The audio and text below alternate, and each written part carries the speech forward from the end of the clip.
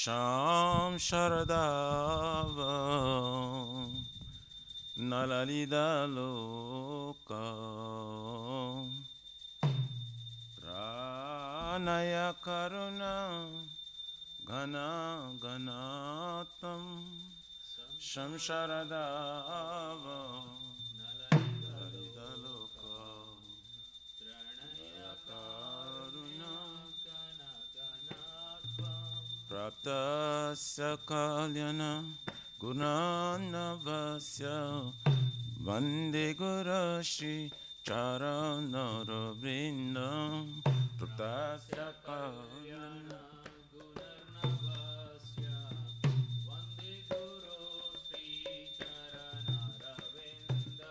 Vande Gurashi Charanarabrinda Vande Gurashi Charanarabrinda Vande Gurashi Charanarabrinda Vande Gurashi Charanarabrinda Vande Gurashi Charanarabrinda Mahaprabhu ki Tana Nritya Gita Vaditra Madhyam Manasura Sena Mahaprabhu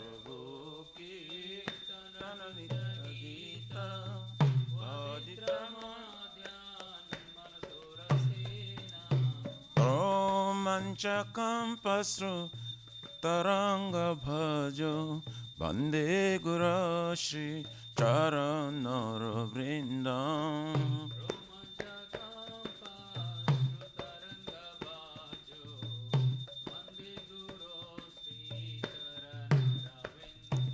Shri Vigrahara Dhana Nityanana Shingartanma Niramajanado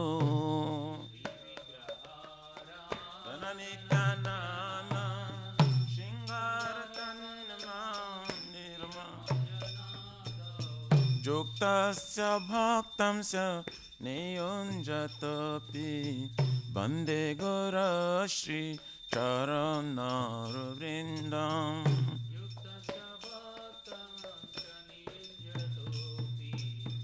Vande Gurashi Charanarabrinda Chaturvedha Shri Bhagavat Prasada Swatana Triptan Hari Bhakta Shangan Chaturvedha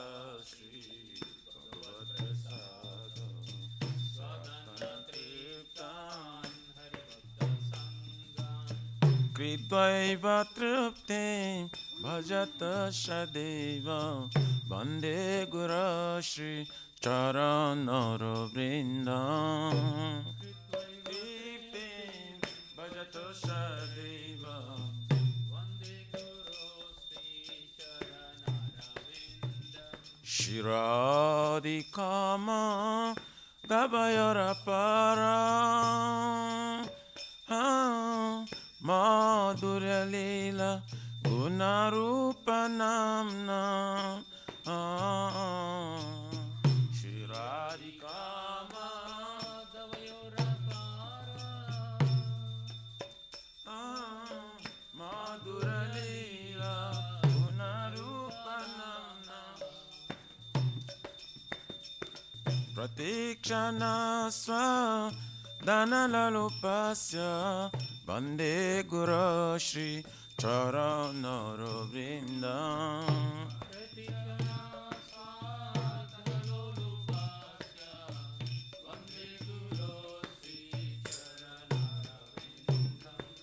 Ne kunjayo no rati kelisi dai Jajali bhirjukti apekshaniya Ne kunjayo no rati kelisi dai Jajali bhirjukti apekshaniya Tatrati dakshat atibalabhasya Vande Gurashi Charanarabrinda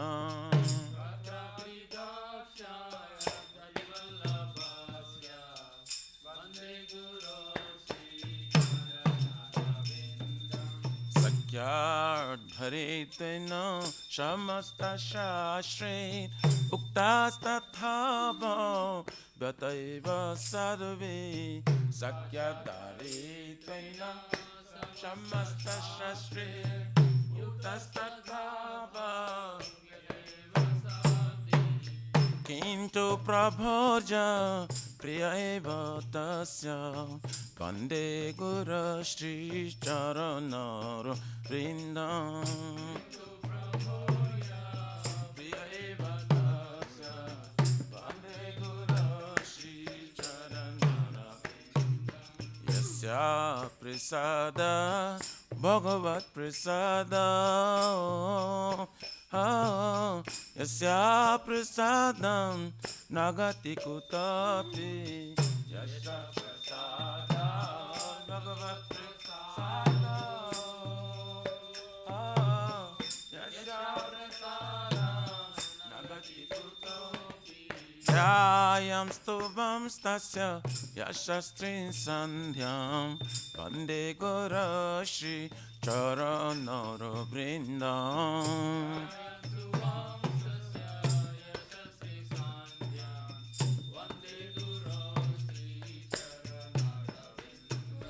Jayam stuvam stasya yashastrin sandhyam Vande Guru Shri Charanaro Vrindam Yashastrin sandhyam Vande Guru Shri Charanaro Namo Vishnu Padaya Krishna Prashtaya Bhutale Srimate Bhakti Vedanta Swamin Iti Namine Nama Vishnu Padaya Krishna Prashtaya Bhutale Srimate Bhakti Vedanta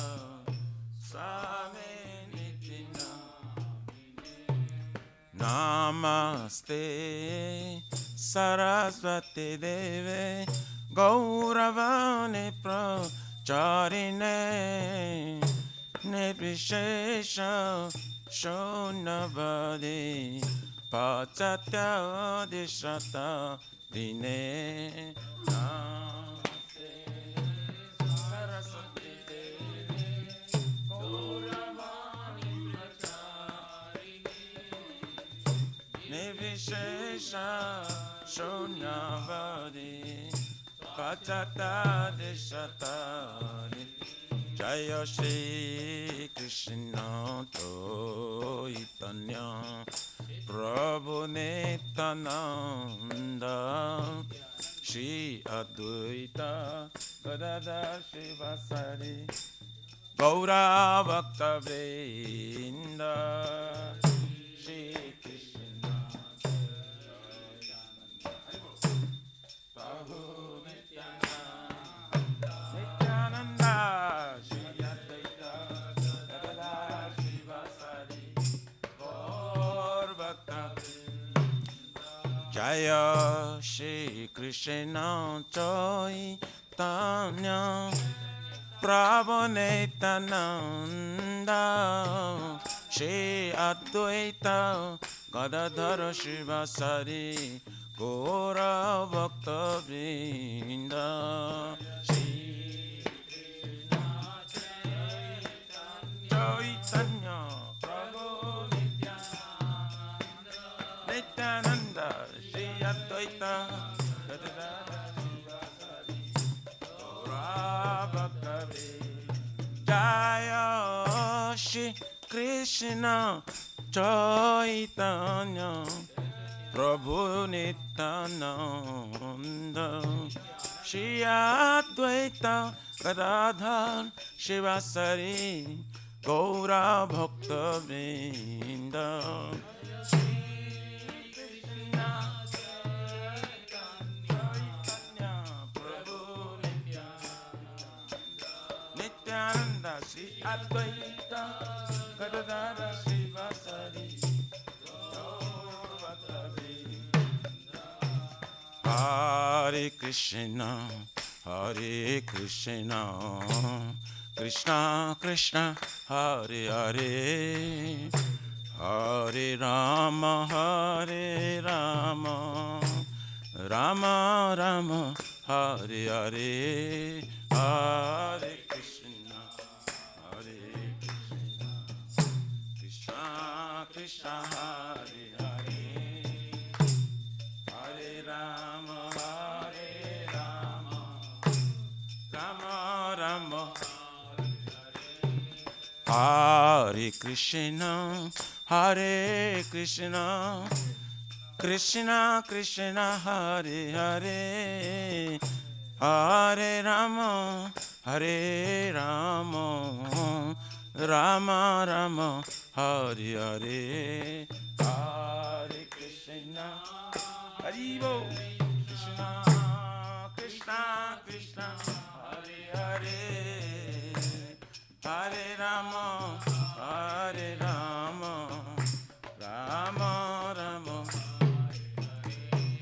Hare Krishna, Hare Krishna, Krishna Krishna, Hare Hare, Hare Rama, Hare Rama, Rama Rama, Hare Hare, Hare Krishna, Hare Krishna, Krishna Krishna, Hare Hare, Hare Rama, Hare Rama, Rama Rama, Hare Hare, Hare Krishna, Hare Krishna, Krishna Krishna, Hare Hare, Hare Rama, Hare Rama,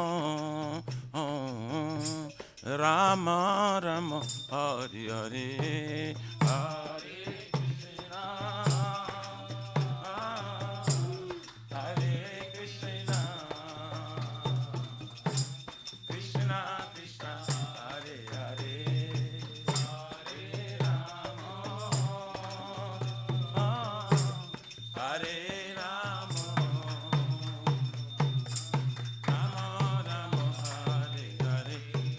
Hare Namah Krishna Jadavaya Namah, Hare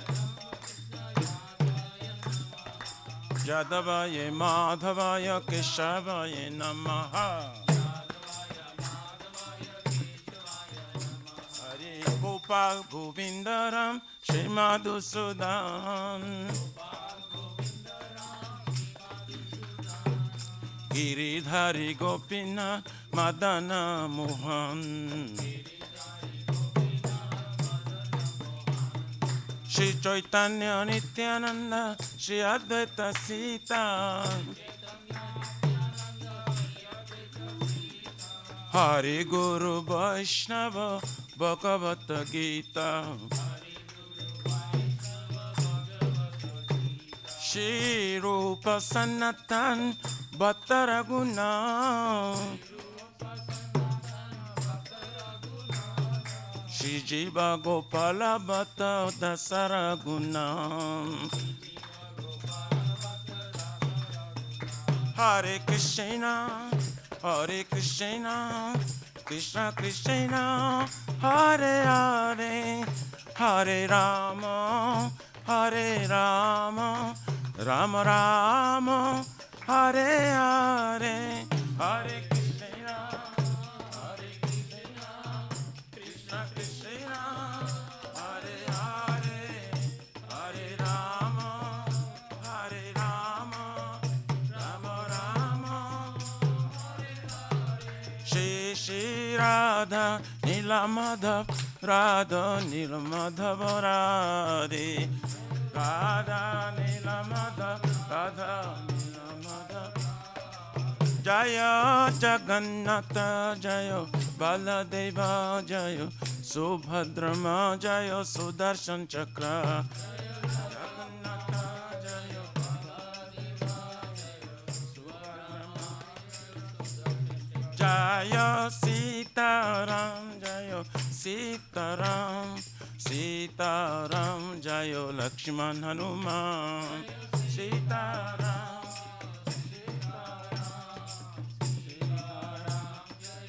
Nitai गौर हरि बोल हरि बोल हरि बोल निताय गौर हरि बोल हरि बोल हरि बोल हरि बोल निताय गौर प्रेमानंद हरि हरि हरि बोल जय विष्णु पार परमहंस प्रभाजकाचार्य स्तोत्र सरस्वती श्रीमद् इस्कॉन प्रतिष्ठा विभूति संस्थापकाचार्य वैष्णव शिरोमणि गौर प्रिय जन कृष्ण प्रेम भक्ति दाता पतित पावन His divine grace अभय चरविंद भक्ति वेदांत स्वामी महाराज शील प्रभुपाद जी की जय श्री गौरी गुरु वर्ग पतित उद्धार की जय श्री रूप सनातन भक्त रघुनाथ श्री जीव गोपाल भक्त दास सतगोस्वामी प्रभु की जय नामाचार्य शील हरिदास ठाकुर जी की जय अनंत कोटि वैष्णव वृंद की जय प्रेम से कहो श्री कृष्ण चैतन्य प्रभु नित्यानंद श्री अद्वैत गदाधर शिवासरि गौर भक्त वृंद की जय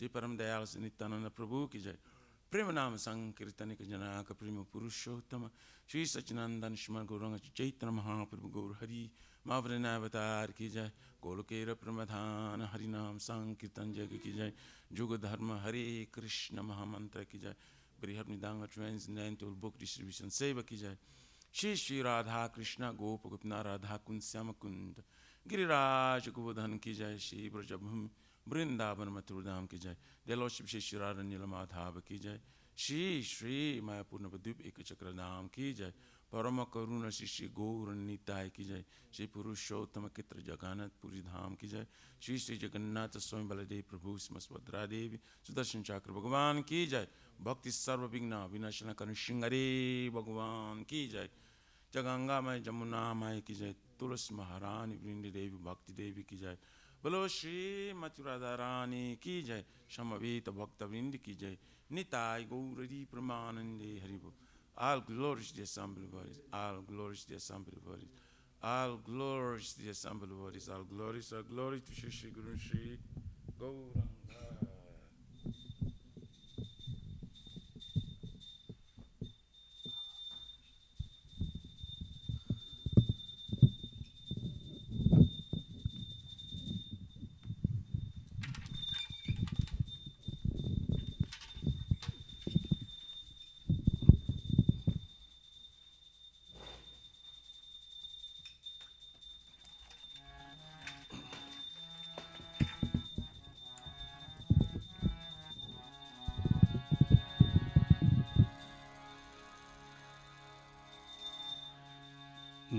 Namaste Narasingaya Namaste Narasingaya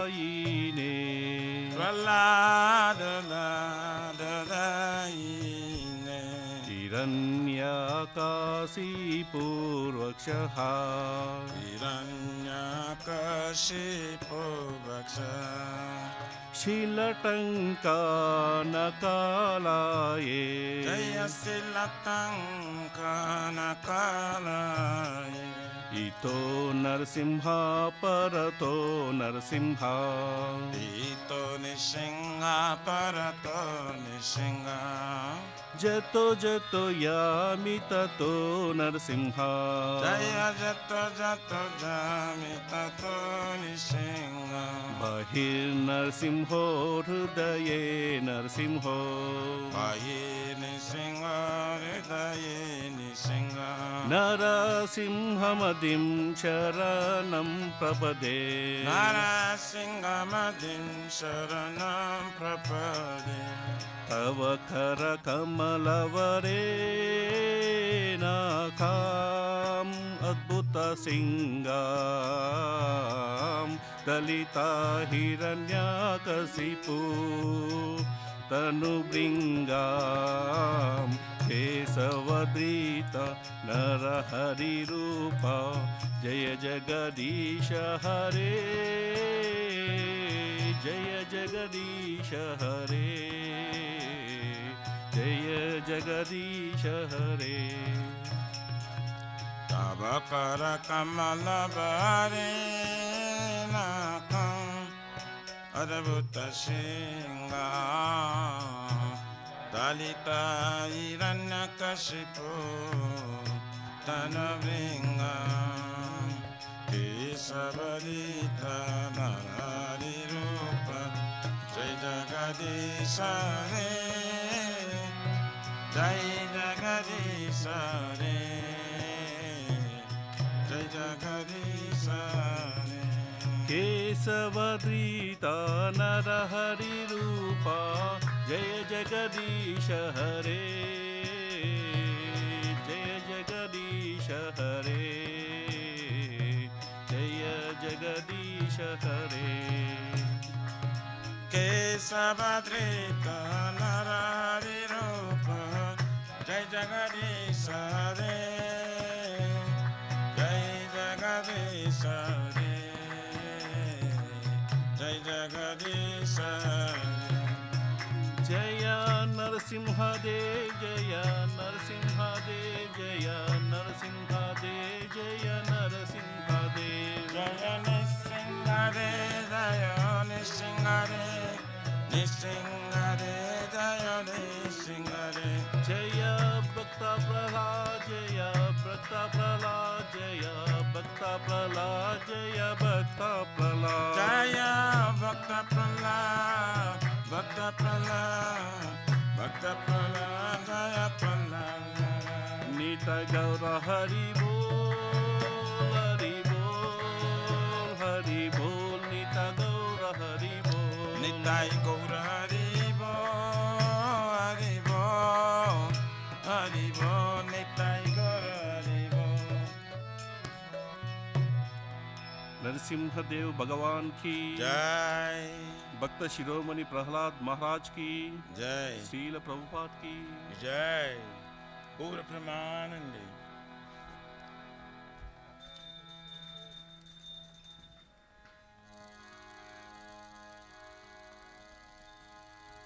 Shri Vrindai Tulasi Devai Priyayai Kesava Satya Vishnu Bhakti Pradidevi Shatabhatai Namo Namaha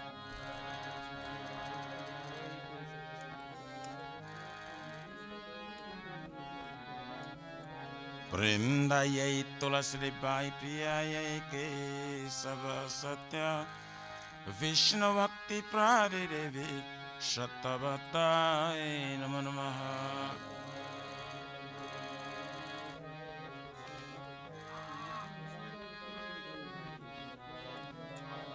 Vrindayai Tulasi Devai Priyayai Kesava Satya Krishna Bhakti Pradidevi Shatabhatai Namo Namaha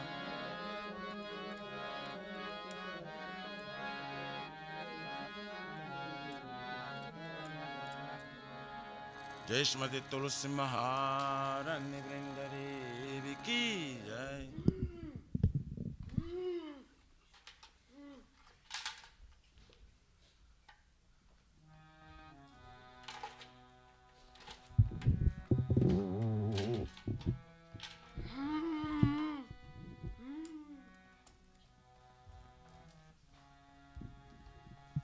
Namo Namo Tulasi Krishna Prayasi Namo Namo Tulasi Krishna Prayasi Namo Namo Tulasi Krishna Prayasi Namo Namo Tulasi Krishna Prayasi Namo Namo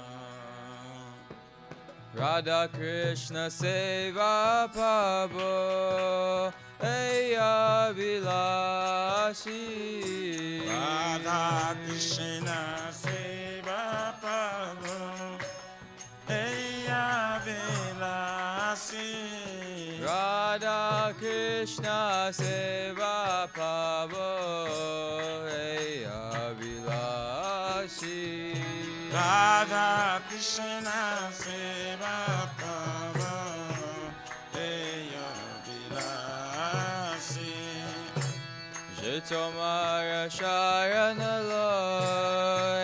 Taravancha Purnaho Chitamara Sharanala Tarvancha Puna Kripa Kori Karotare Vrindavanabasi Tume Kripa Kore Karaktare Vrindavanabasi Morae Vilas Vilas Kunjeri Ava Moraeya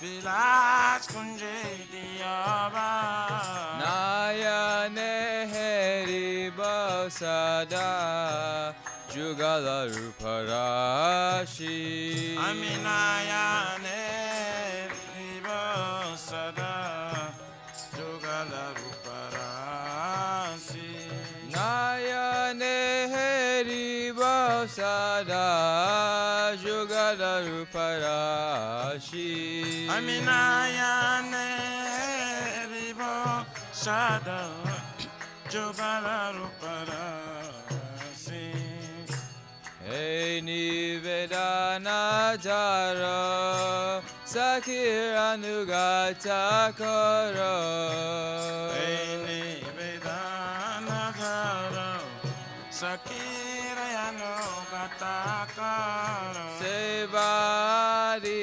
Karadi Koro Nijadasi Sevayade Karadiye Koroni Jadasi Sevadi Karadi Koro Nijadasi Sevayadi Karadiye Koroni Jadasi Dina Krishna Dase Koi Eye Namoraho Nina Krishna Dasekar Heyena Mora Shri Radha Govinda Preme Sada Yenabasi Preme Sadayena Vasi Shri Radha Govinda Preme Sada Yenabasi Shri Radha Govinda Preme Sadayena Vasi Yani Kani Chapapani Brahmahatyati Kani Cha Tani Tani Pranashanti Pradakshina Pade Pade Janikani Sapapane Brahmahattari Kanisha Tani Tani Pranashanti Pradakshina Pade Pade Yani Kani Chapapani Brahmahatyati Kani Cha Tani Tani Pranashanti Pradakshina Pade Pade Janikani Sapapane Brahmahattari Kanisha Tani Tani Pranashanti Pradakshina Pade Pade Yani Kani Chapapani Brahmachachi Kani Cha Tani Tani Pranashanti Pradakshina Pade Pade Tani Tani Sapapani Brahmahattari Kanisha Tani Tani Pranashanti Pradakshina Pade Pade Hare Krishna Krishna Krishna Hare Hare Hare Rama Rama Rama Hare Hare Hare Krishna Krishna Krishna Hare Hare Hare Rama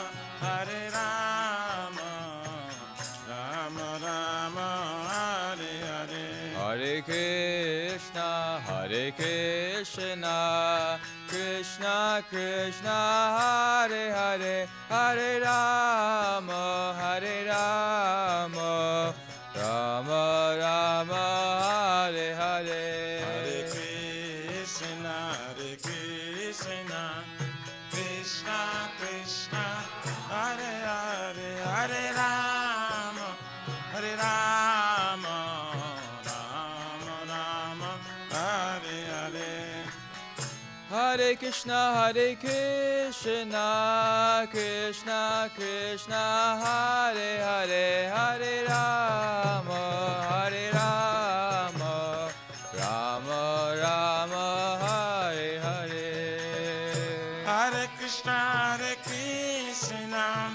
Krishna Krishna, Hare Hare, Hare Rama,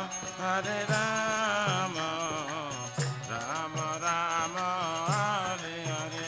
Jaya Tulsi Maharani, Jaya Tulsi Maharani, Jaya Tulsi Maharani, Jaya Tulsi Maharani. Jaya Tulsi Maharani, Jaya Tulsi Maharani, Tulsi Maharani, Jaya Tulsi Maharani. Jaya Vrinda Devi, Jaya Vrinda Devi, Jaya Vrinda Devi, Jaya Vrinda Devi. Jaya Vrinda Devi, Jaya Vrinda Devi, Vrinda Devi, Jaya Vrinda. Nita Gora Haribo, Haribo, Haribo, Nita Gora Haribo, Nitai Gaura Haribo, Haribo, Haribo, Nitai Gaura Haribo.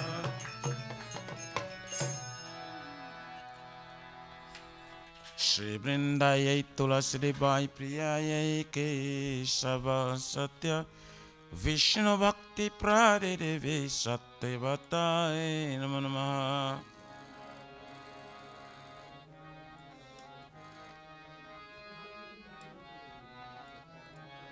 Vrindayai Tulasidebai Priyayai Kesava Satya Vishnu Bhakti Pradevi Satyavatai Namo Namaha.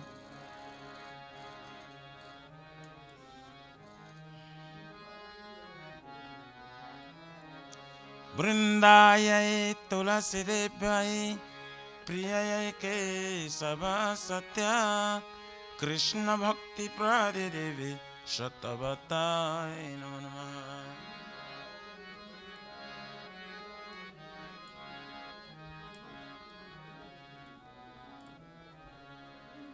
Jai Shrimati Tulasi Maharani Vrinda Devi Ki Jai.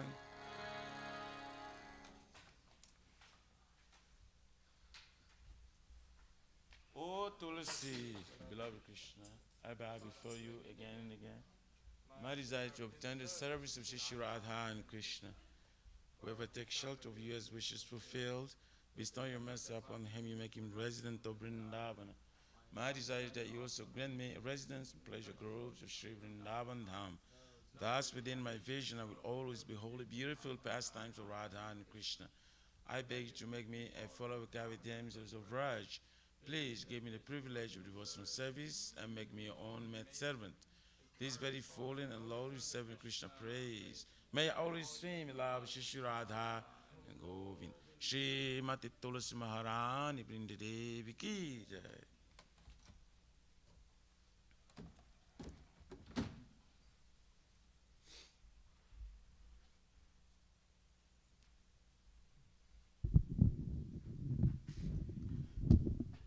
There are 10 offenses in matter of chanting the holy name of the Lord that should be avoided. They are as follows. 1. To blaspheme the devotees who dedicate a life of propagating the holy name of the Lord. 2. To consider names of demigods and Lord Shiva or Brahma to be equal to or independent of the name Lord Vishnu. 3. To disobey the orders of the spiritual master. 4. To blaspheme the Vedic scriptures or scriptures and pursuance of Vedic version. 5. To consider the glories of chanting Hare Krishna to be imagination. 6. To give some interpretation to the holy name of the Lord. 7. To commit sinful activities on the strength of chanting the holy name. 8. to consider chanting Hare Krishna as one of the auspicious ritualistic activities offered in Vedas as fruitive activities, karma kanda. 9, to instruct the fatherless person by the glories of holy name. And 10, to not have complete faith in chanting the holy names and to maintain material attachments, even after understanding so many instructions on this matter. It is also an offense to be inattentive while chanting.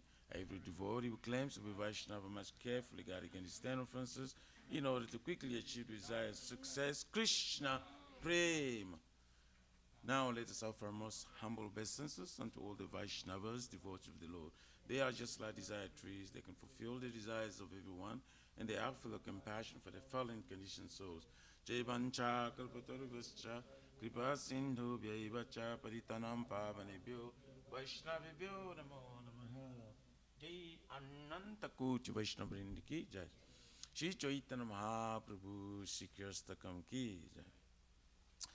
Chaito Darpanam Majanam Bhavamada Bhagni Nivapanam Shri Yakari Vachandrika Vitaranam Vidya Vadu Jivanam Anandam Bodhivardhanam Pratipadam Purnamrita Swadanam Sarvatmasnam Paramparam Vijayati Shri Krishna Sankirtanam Nam Namakari Vaudha Nija Sarva Shaktis Tatra Prita Niyamitta Shmarane Nakala Ita Drishi Tava Kripaya Bhagavan Mamapi Durdhaivam Idrishamya Janina Nuraga Trinadapi Sunichena Tarorapi Saishnuna Amanina Manadena Kirtaniya Sadahari Na Dhanam Na Janam Na Sundarim Kavitam Va Jagarisha Kamaye Mama Janmane Janmaneshwari Bhavati Bhakti Raitu Kitvai Ainanda Tanuja Kinkaram Patitam Mam Vishame Bhavam Buddho Kripaya Tava Pada Pankaja Stita Dhuli Sadrusham Vichintaya Nayanam Galarishu Dharya Vadanam Gadagadarudhaya Gira Pulakarinchitam Vapukada Tavanama Grahane Bhavisyati Jugaitam Nimishena Chakrusha Pravrusayitam Shunya Itam Jagata Sarvam Govinda Virahename Asli Shava Padaratam Pinastumam Adarshanan Marmahatam Karotuva Jata Tathava Vidadhatu Lampato Matpranatastu Saivana Para Hare Krishna, Krishna Krishna, Hare Hare, Hare Rama, Rama Rama, Hare Hare. Jai Shri Krishna, Chaitanya Mahaprabhu, Shri Kristakam ki Jai. Mama Pranaya Krishna Prema Pradayati Krishna Krishna Chaitanya Namini Gaura Tvishe Namaha. Shri Krishna Chaitanya Prabhu Namo Krishna Pradaya Krishna Prishtaya Bhutarishmari Bhakti Viranta Swaminiti Namine Namaste Saraswati Devam Gauravani Pracharine Nivishesha Shunavari Pashatyadi Shatarani. Glory to the Shri Krishna Sankirtana, which cleanses the heart of all the dust accumulated for years and extinguishes the fire conditioned life for the period of birth and death. This Sankirtana moment is the prime benediction for humanity at large, because it spreads the rays of the benediction moon. It is the life of all transcendental knowledge. It increases the ocean of transcendental bliss and enables us to fully taste the nectar for which we're always anxious. O my Lord, your holy name alone can render all benediction to living beings, and thus you have hundreds and millions of names like Krishna and Govinda. In these transcendental names, you have invested all your transcendental energies. There are not even hard and fast rules for chanting these names. O my Lord, out of kindness, you enable us to easily approach you by holy names, but I'm so unfortunate that I have no attraction for them. Once you chant the holy name of the Lord in a humble state of mind, thinking oneself a lower than straw in the street, one should be more tolerant than a tree, devoid of all sense of false prestige, and should be ready to offer all respect to others. In such state of mind, one can chant the holy name of the Lord constantly. O Almighty Lord, I have no desire to accumulate wealth, nor do I desire beautiful women, nor do I want any number of followers. I only want your causeless devotion from service, birth after birth. O son of Maharaj Nanda Krishna, I am your eternal servitor. Yes, some or other, I've fallen in this ocean of birth and death. Please pick me up from this ocean of death and place me as one of the atoms at the yellow of the sweet. O my Lord, when will my eyes will be decorated with tears of love flowing constantly when I chant your holy name? When will my voice choke up and will the hairs in my body stand on end at the recitation of your name? Oh Govinda, feeling your separation, I am considering a moment to be like 12 years or more. Tears are flowing from my eyes like torrents of rain, and I'm feeling all vacant in the world in your absence. I know no one but Krishna as my Lord, and he should remain so, even if his handles me roughly by his embrace, or makes me broken-hearted by not being present before me. He is completely free to do anything and everything, for he is always my worshipful Lord unconditionally. Shri Chaitanya Mahaprabhu Shri Kristakam ki jai.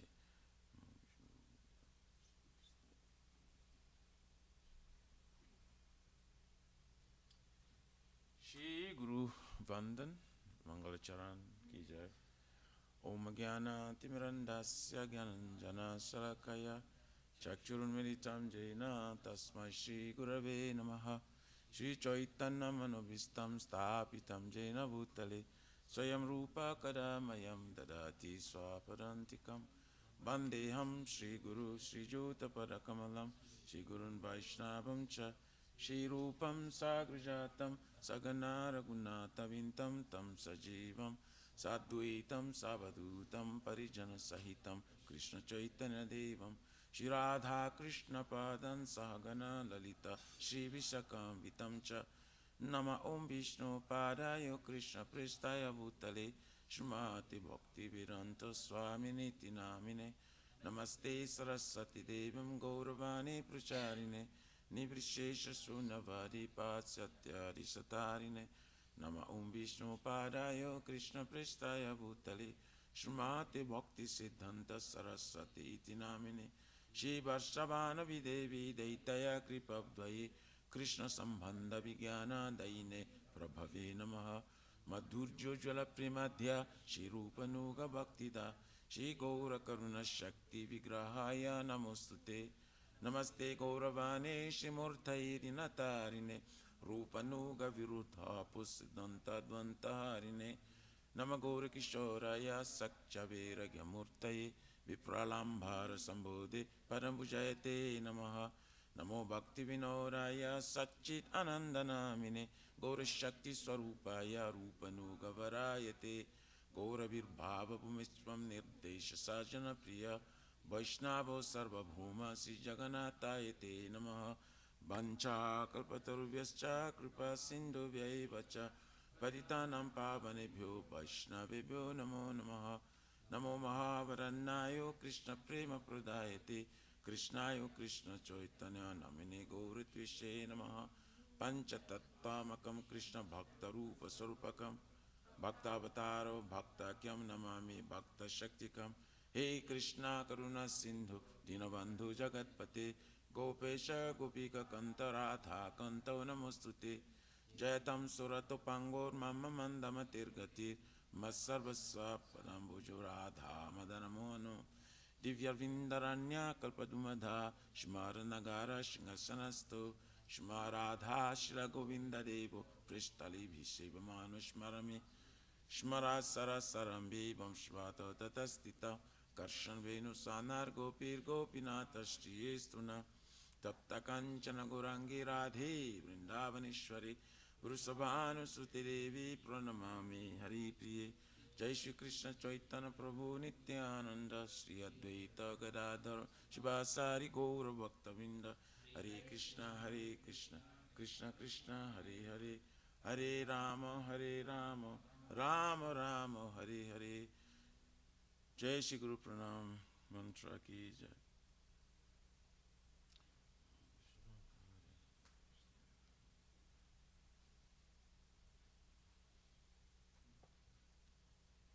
Next. I don't have a copy with me. Well, we have been reciting Brahma Samhita lately because Maharaj has been giving these special classes, right? Is he here? Oh, you, yeah, okay. So chant Hare Krishna until it comes. Hare Krishna, Krishna Krishna, Hare Hare, Hare Rama, Rama Rama, Hare Hare, Hare Krishna, Krishna Krishna, Hare Hare, Hare Rama, Rama Rama, Hare Hare Krishna, Krishna Krishna, Hare Rama, Krishna Krishna, Hare Hare, Hare Rama, Krishna Krishna, Hare.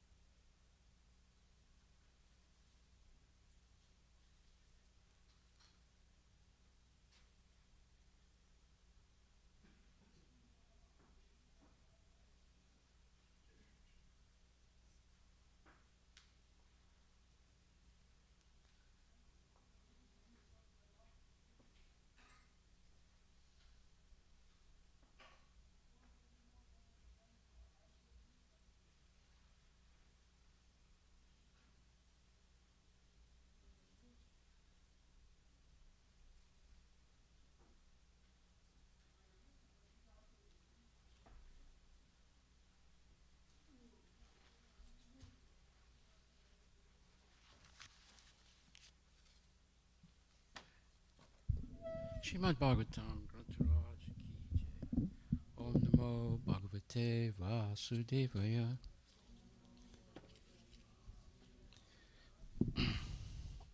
Nama Om Vishnu Padaya Krishna Prestaya Bhutali Srimati Bhakti Vinata Swamini Tanamani. Namaste Saraswati Devi Guruvani Pujarine Nirvisesa Sunyavadi Paskatya Desatarane. Jai Shri Krishna Chaitanya Prabhu Nityananda Shri Dvaita Gadadhara Srivasadi Gaur Bhaktivinoda.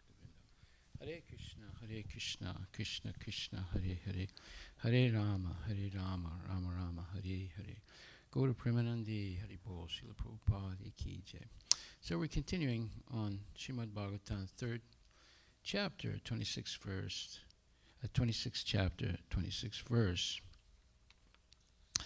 And we've discussed a whole bunch of things, but there's still a lot more to discuss. So yesterday, we discuss in a preliminary way the first characteristic of pure devotional service, and that is that it's called klesagna. One gets relief from material distress. Now, how does one get into material distress? That is very important to understand, because if you understand the cause, you'll understand the cure. But if you don't understand the cause, you'll never have a cure. And that's the problem today with modern education, that doesn't teach the cause, it teaches many subordinate things, and that's why there's never a solution. Like, for example, they started the United Nations, what for? To stop war. Has it stopped war? Since its it was created. So before that, they had the League of Nations. That was also like the precursor of the United the United Nations. It was to stop war. But World War II came anyway. After World War I, they started the League of Nations to stop war. But it didn't stop war. It made a bigger war, World War II. After World War II, they started the United Nations to stop war. Has it stopped war? What do you think? No, it hasn't stopped war at all. Why do you think it hasn't stopped war? What do you think? Okay, it's what I began to say. If you don't understand the cause, you'll never understand the cure. 2 C's, cause, cure, right? If you don't understand the cause, you'll never understand the cure. It's the same thing in cancer research. They've been collecting money for cancer research how many years now? At least 80 years. At least 80 years. Has cancer stopped? Do you know why? Huh? Yeah, no, what they're doing is they're trying to heal cancer by genetic manipulation. You cannot heal cancer by genetic manipulation. This is why they keep collecting money every year, because they're trying to heal it in a way that's impossible to heal. Now, is there a way to heal cancer? Yes, it's very easy to heal cancer. It's not difficult. Dr. Warburg in the 1930s explained how to heal cancer, and so did Jethro Claus. He wrote a book that you can get today, a very simple book. It says Garden of Eden. If you read the book, you'll have the cure of cancer. It's not difficult to cure cancer. But yet, the so-called geniuses, the doctors, the scientists, they're trying a method that will never succeed, and that's by genetic manipulation. Okay, so if you don't know what the cause is, you'll never understand what the cure is. Now, are they purposely trying to not cure it? Yes, because you make big money every year. Why should they stop it? Because they would be out of business. You see, this is the problem with the medical system. If they change the medical system to the following: instead of doctors making money when people get sick, they should pay doctors not to get sick.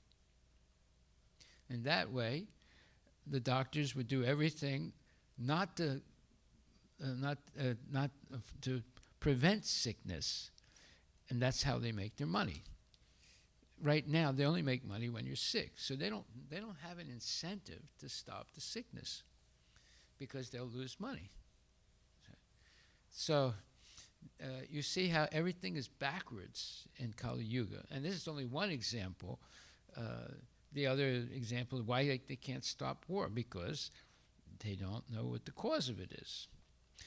So what is the cause of it? What is the cause of it? It's the false ego. Okay, so yesterday we began to discuss the Kutam and Bijam and Papam and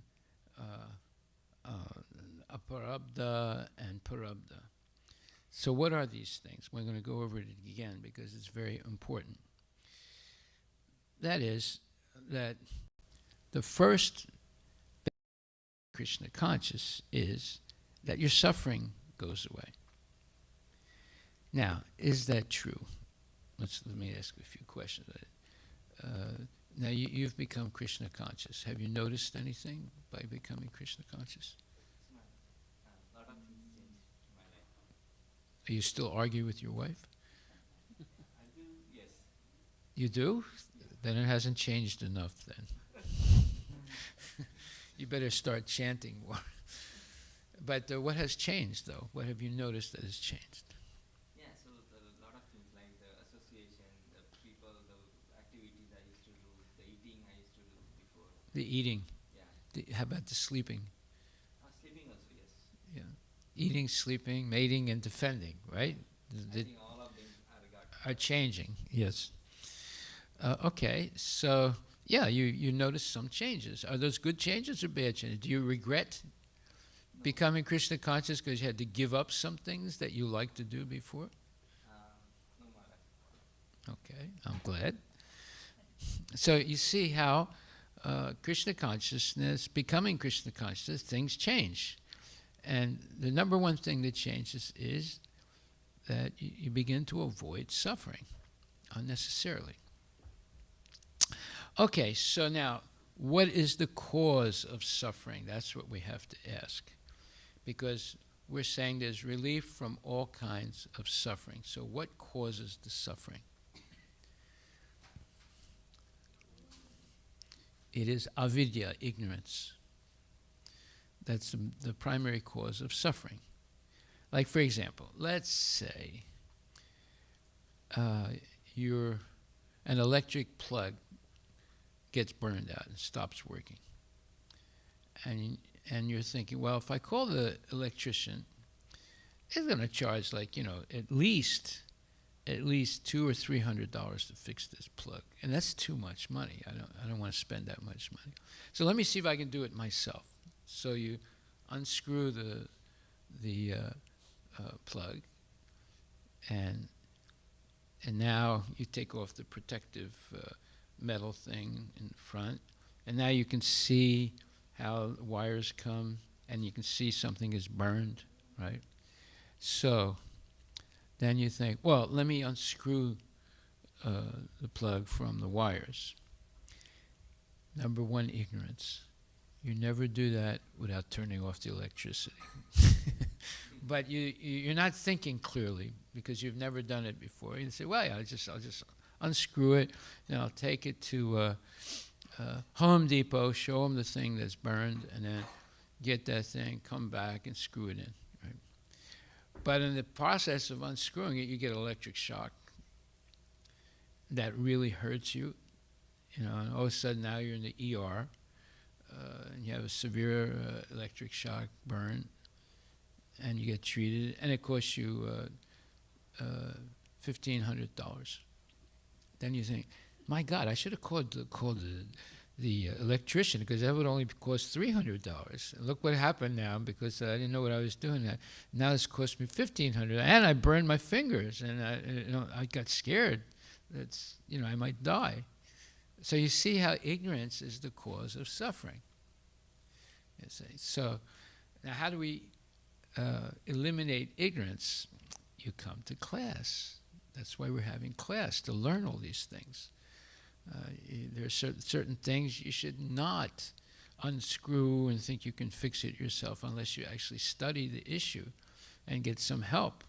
So before unscrewing anything, you should go to Home Depot and talk to somebody who knows about electric plugs and how to change them. The first thing, always turn off the electricity. Now, if you think, no, I'll be real careful, I'll watch, I'll be very careful what I'm doing. It doesn't work. You'll make a mistake.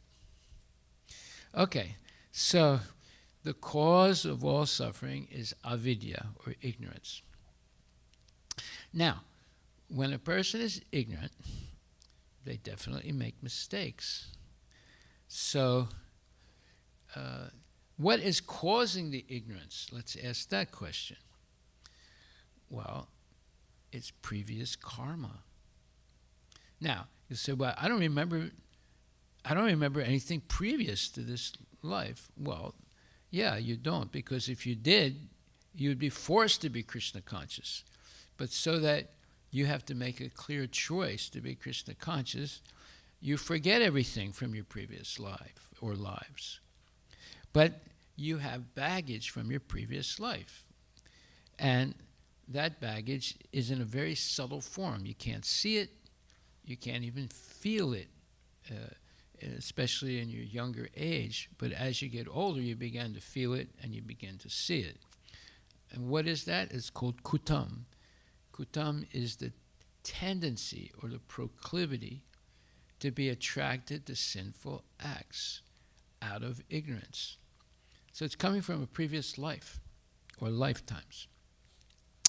So now we know what the ultimate cause is. Now we're beginning to understand where that ultimate cause is coming from. It's coming from previous lifetimes. And those previous lifetimes, we did good things and bad things. Now, how do we know? Well, because karma is there.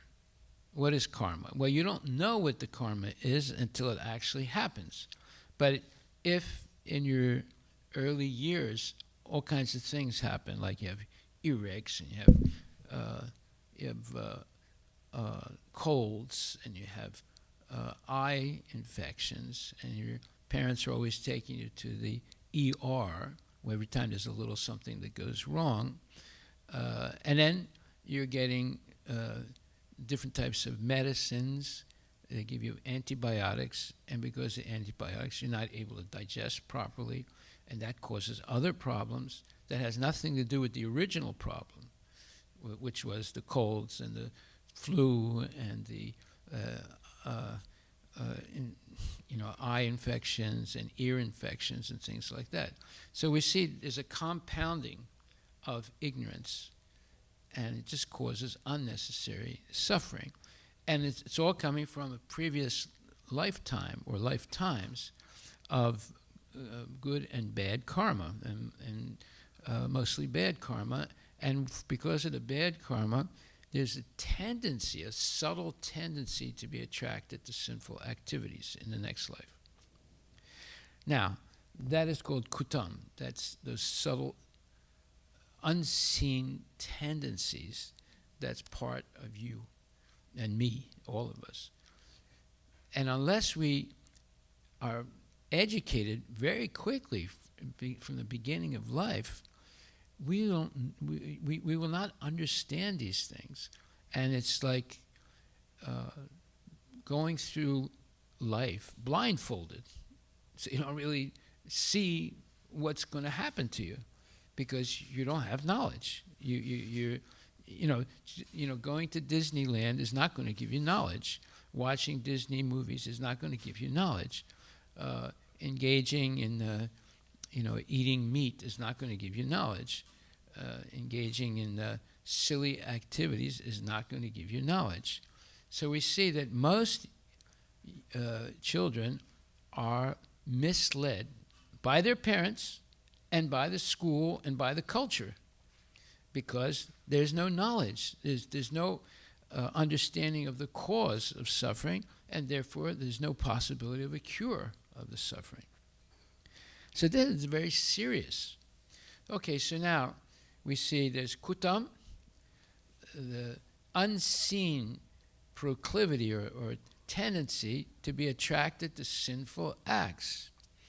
And then as the child grows older, those unfulfilled desires from previous life and that very hidden proclivities start to manifest, and they become, especially if you give them a cell phone and a computer, then they have the ability to find out about all those sinful desires that they're feeling and how to satisfy them.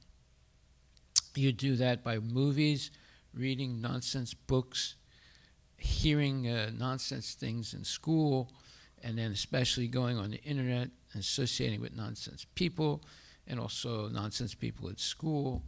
Because you put your child in school for at least 6 to 8 hours, they're associating with nonsense people, the teachers and the kids, the other kids. So all these things accumulate, and there's suffering. And then where does the suffering come from? Ignorance. And then ignorance, and then you have the kutam, these proclivities to sin, and then you actually perform a sin. Now, how do you come to the position of performing a sin? There are 3 psychological steps. First is thinking about it. Second is feeling how good it would be if you can do it. And third is willing, I'm going to do this. And then after that, you actually do it. Right? But it can be a slow process to go through those 3 preliminary psychological steps, or it could be a fast process. It could be almost immediate. You think, feel, and will very quickly, and you do it.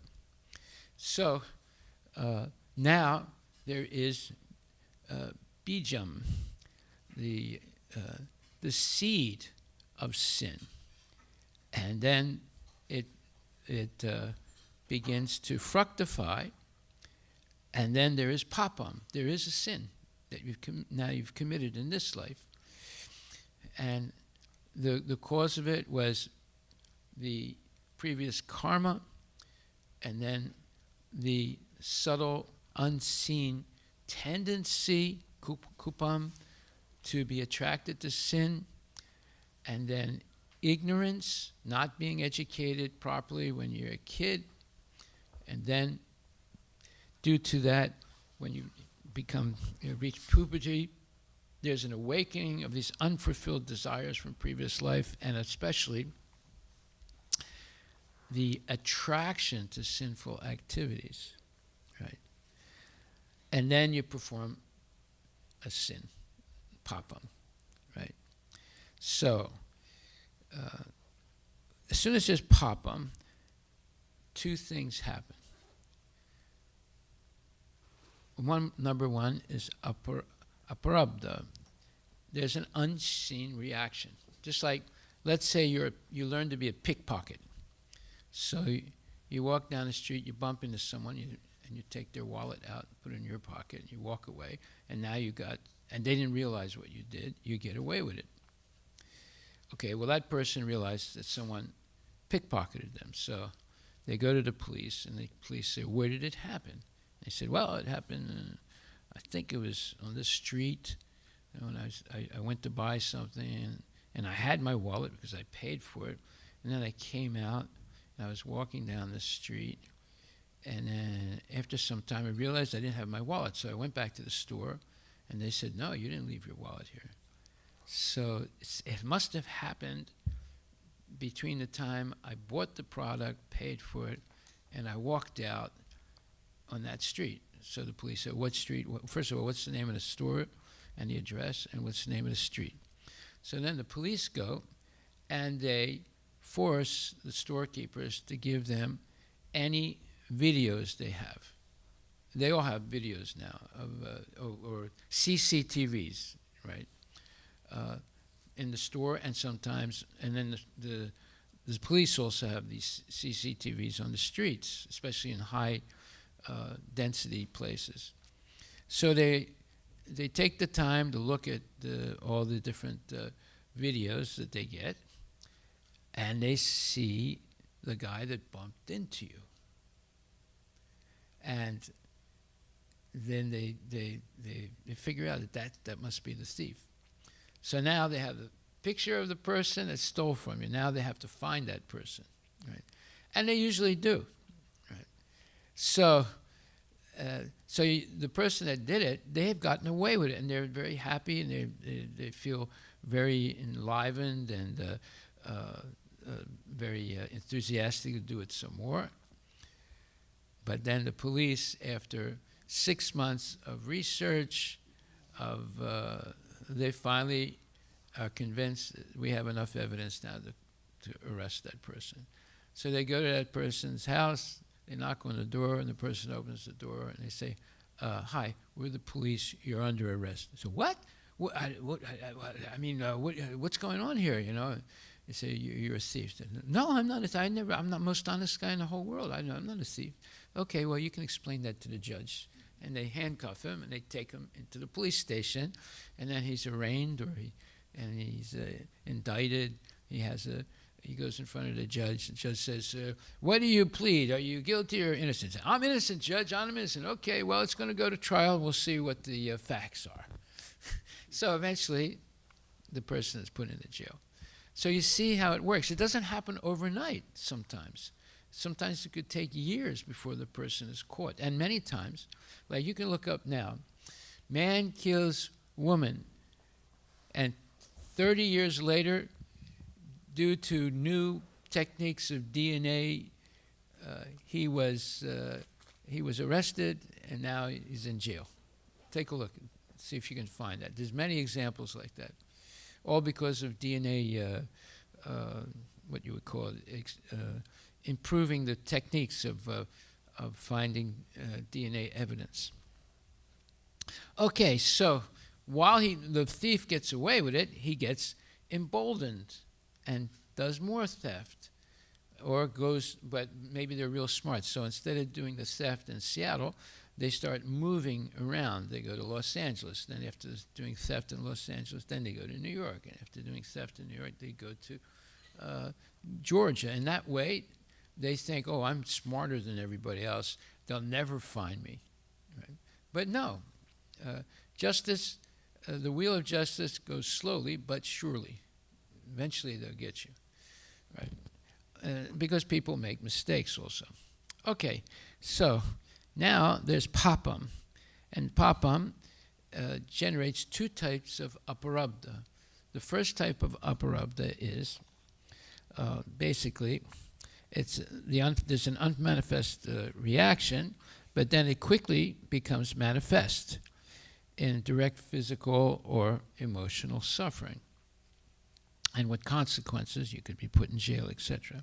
And the second type of aparabdha, after the papam, is indirect suffering in the form of anxiety that you might get caught, and secondly, an increased sinful proclivity. So there's two types of aparabdha after you've committed papam or sin. After we've committed papam or sin, it's suffering in the form of direct physical or emotional suffering, and then indirect suffering in the form of increased proclivity to sin. Okay, so now we can see more clearly this whole process. The cause is ignorance. The cause of ignorance is previous karma, and the proclivity or tendency to be attracted to sinful activity. That goes in a subtle way into your next body and mind. And now, because of continued ignorance through the educational system, through association with the family members, through association with peer pressure in schools and on the internet and here and there, and books that you read and television and movies that you see, then the proclivity or the tendency becomes very strong, and you have a bijam, as the seed of sin appears.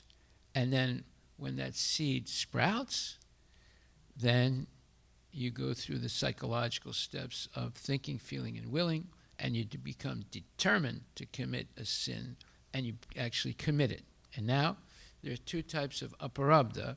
One is suffering because of the sin and anxiety that you're going to get caught, and the second is your proclivity or your tendency to sin has increased now because you got away with it for a time being, right? And now after that, then from the types from the aparabdha, there is falon mukha, that is the sprouting of this seed of sin, and then there is parabdha. There's manifest serious suffering. When it sprouts, the suffering begins in like bad dreams, anxiety, panic sometimes, panic attacks, and fearfulness, and so forth. Those are the preliminary types of initial parabdha, and then when the full force of the sinful reaction comes, there is congenital bodily problems like, broken limbs or accidents or where you have seriously, injured or serious sickness or congenital sickness, and then also financial problems, also legal problems, also becoming ugly because of bad habits, smoking, drinking, and eventually approaching death. So now that's now the person dies, and now the baggage of the tendency to sin and the attraction to sin becomes unmanifest, and but definitely there, waiting for the next birth. So this is a serious cycle. Everything in nature is working in cycles. The carbon cycle, the phosphorus cycle, the nitrogen cycle, so many cycles, the wind cycle, the water cycle, the seasonal cycles. Women have cycles, men have cycles. There's all these different cycles going on that maintains society, maintains people's lives. And but there's also this cycle of karma, and it's very serious. And if we don't get educated in it, we will mislead our own children and misled ourselves throughout life and unnecessarily suffer. Okay, so that was more complete discussion of what we discussed somewhat yesterday. Now, next thing is, what is the cure of all this? Well, the cure is, there's two types of cure. One is temporary cure, and two is permanent cure. So by engaging in ritual activities, engaging in traditional, let's say, morality and things like that, you can, to a certain degree, eliminate suffering. But the desire to sin is not eliminated, which means that if you put yourself in the wrong association, you can sin again, even though you got relief from sin by engaging in ritual activities, like Satyanarayana puja, this puja, that puja, all these different rituals, the Lalita Sahasranam Sutram, this one, that one. You can get some temporary relief, but that does not stop the desire to sin. So, what can stop the desire to sin? Because if you stop the desire to sin, then you're not going to sin at all. And then there's not going to be any reactions. The only way you can stop the desire to sin is by becoming a pure devotee of Krishna and always remembering Krishna. Tasmat sarve sukale su mam anusmara yudicha mayarpata mano buddhir mam ivasisya samsaya. So if you can always remember Krishna and never fail to remember Krishna, then Krishna will protect you. And then it says that abhyasa sarvabhutanam maitrakarana evacha. Well, anyway, if you always remember Krishna and never forget Krishna, you will become free of the desire to sin. So that's what we're teaching in the temple, how to always remember Krishna and never forget Krishna. Abhyasa yoga yuktena chetasa nanyagamina paramam purusham devyam yati partana chintayam. Right? So these are Bhagavad Gita 8th chapter, 7th verse and 8th verse. If you just follow these two verses, you will eliminate the desire to sin. But it can only happen by constantly remembering Krishna and glorifying the Lord and engaging in the service of the Lord. Now, if you don't do that, but you're a pious person, you do rituals, you go on parikrama, you do this, you do that, it can diminish sinful reactions, but it will not eliminate the desire to sin. So the problem is not over. Although things get a little bit better for you, but it's not over. This is what most Hindus do not understand.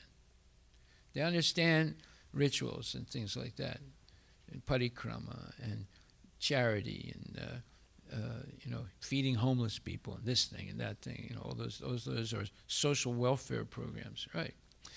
But unless one develops love and devotion for Krishna, and through practical devotional service, the desire to sin will not go away. And because of that, there's never really a full solution of the problem.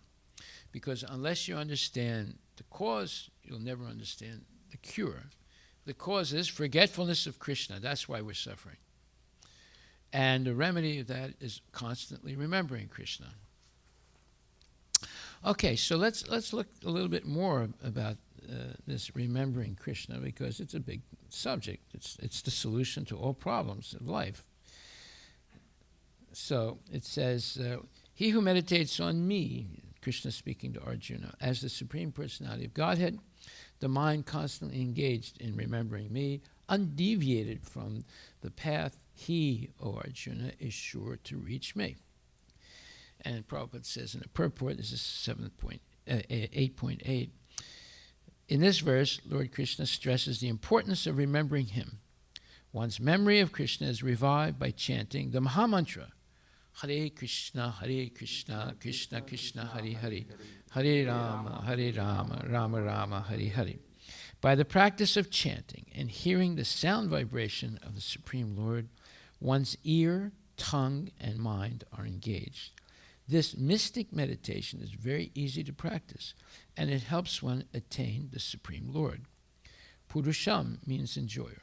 Although living entities belong to the marginal energy of the Supreme Lord, they are in material contamination. They think themselves enjoyers, but they are not the Supreme Enjoyer. Here it is clearly stated that the Supreme Enjoyer is the Supreme Personality of Godhead in his different manifestations and plenary expansions as Narayana, Vasudeva, etc. The devotee can constantly think of the object of worship, the Supreme Lord, in any of his features, Narayana, Krishna, Rama, etc., by chanting Hare Krishna, Krishna Krishna, Hare Hare, Hare Rama, Rama Rama, Hare Hare.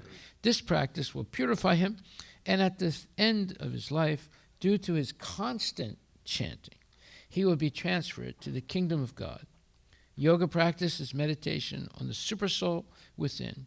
Similarly, by chanting Hare Krishna, one fixes his mind always on the Supreme Lord. So there is the yoga practice, right? You're doing the asanas and pranayamas and all those things, but it's very difficult, and very few people ever really succeed. Although it is a process of purification, it is a process to always remember Krishna also, but it's very difficult in this age. But chanting Hare Krishna, and especially going on Sankirtan, that's not difficult. It's very easy to do. And taking prasadam and all the things that we do, hearing the lectures, and engaging in devotional service, and learning to become a pujari, and all these things. They're fun to do, they're easy to do, and they work very effectively. Whereas doing the asanas and pranayamas and dhyana and dharana and all these things is very difficult to do. And most people will not succeed. Yeah, they'll do some, 10 minutes in the morning, 10 minutes at night yoga, but that's nonsense. It's not going to do anything. It's going to do a little something, but very, very little. And it's definitely not going to eliminate the desire to commit sinful activities. One is still attracted to those things. Okay, so there are many other verses like this. If we go to the 9th chapter, Satatam kirtyantomam jitantascha dritavartava Namasyantas chamam bhakta nityukta upasate. So 14th chapter, the 14th verse of the 9th chapter. This is a description of a devotee. Always chanting my glories, meaning always chanting Hare Krishna and Vishnu Sahasranam Sutram and prayers of the in the Srimad Bhagavatam, glorifying Krishna. Okay, always chanting my glories, endeavoring with great determination, meaning no vacation. Great determination means no vacation, right? And bowing down before me, these great souls perpetually worship me with devotion. Okay, so that's a description of a person who's on the fast track to go back to Godhead. All right, so there are many verses like this in the Bhagavad Gita. If we go to the 12th chapter, let's see what it says there. There's several very important verses there also. And it says,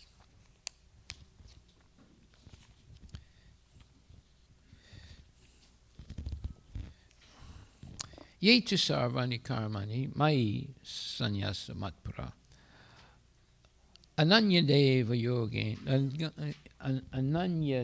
yogena mam dhyayanta upasate tesam ham samutarta mrityu samsara sagara bhavani nachirat parta mai avesita chetasam. 12th chapter, 6th and 7th verse.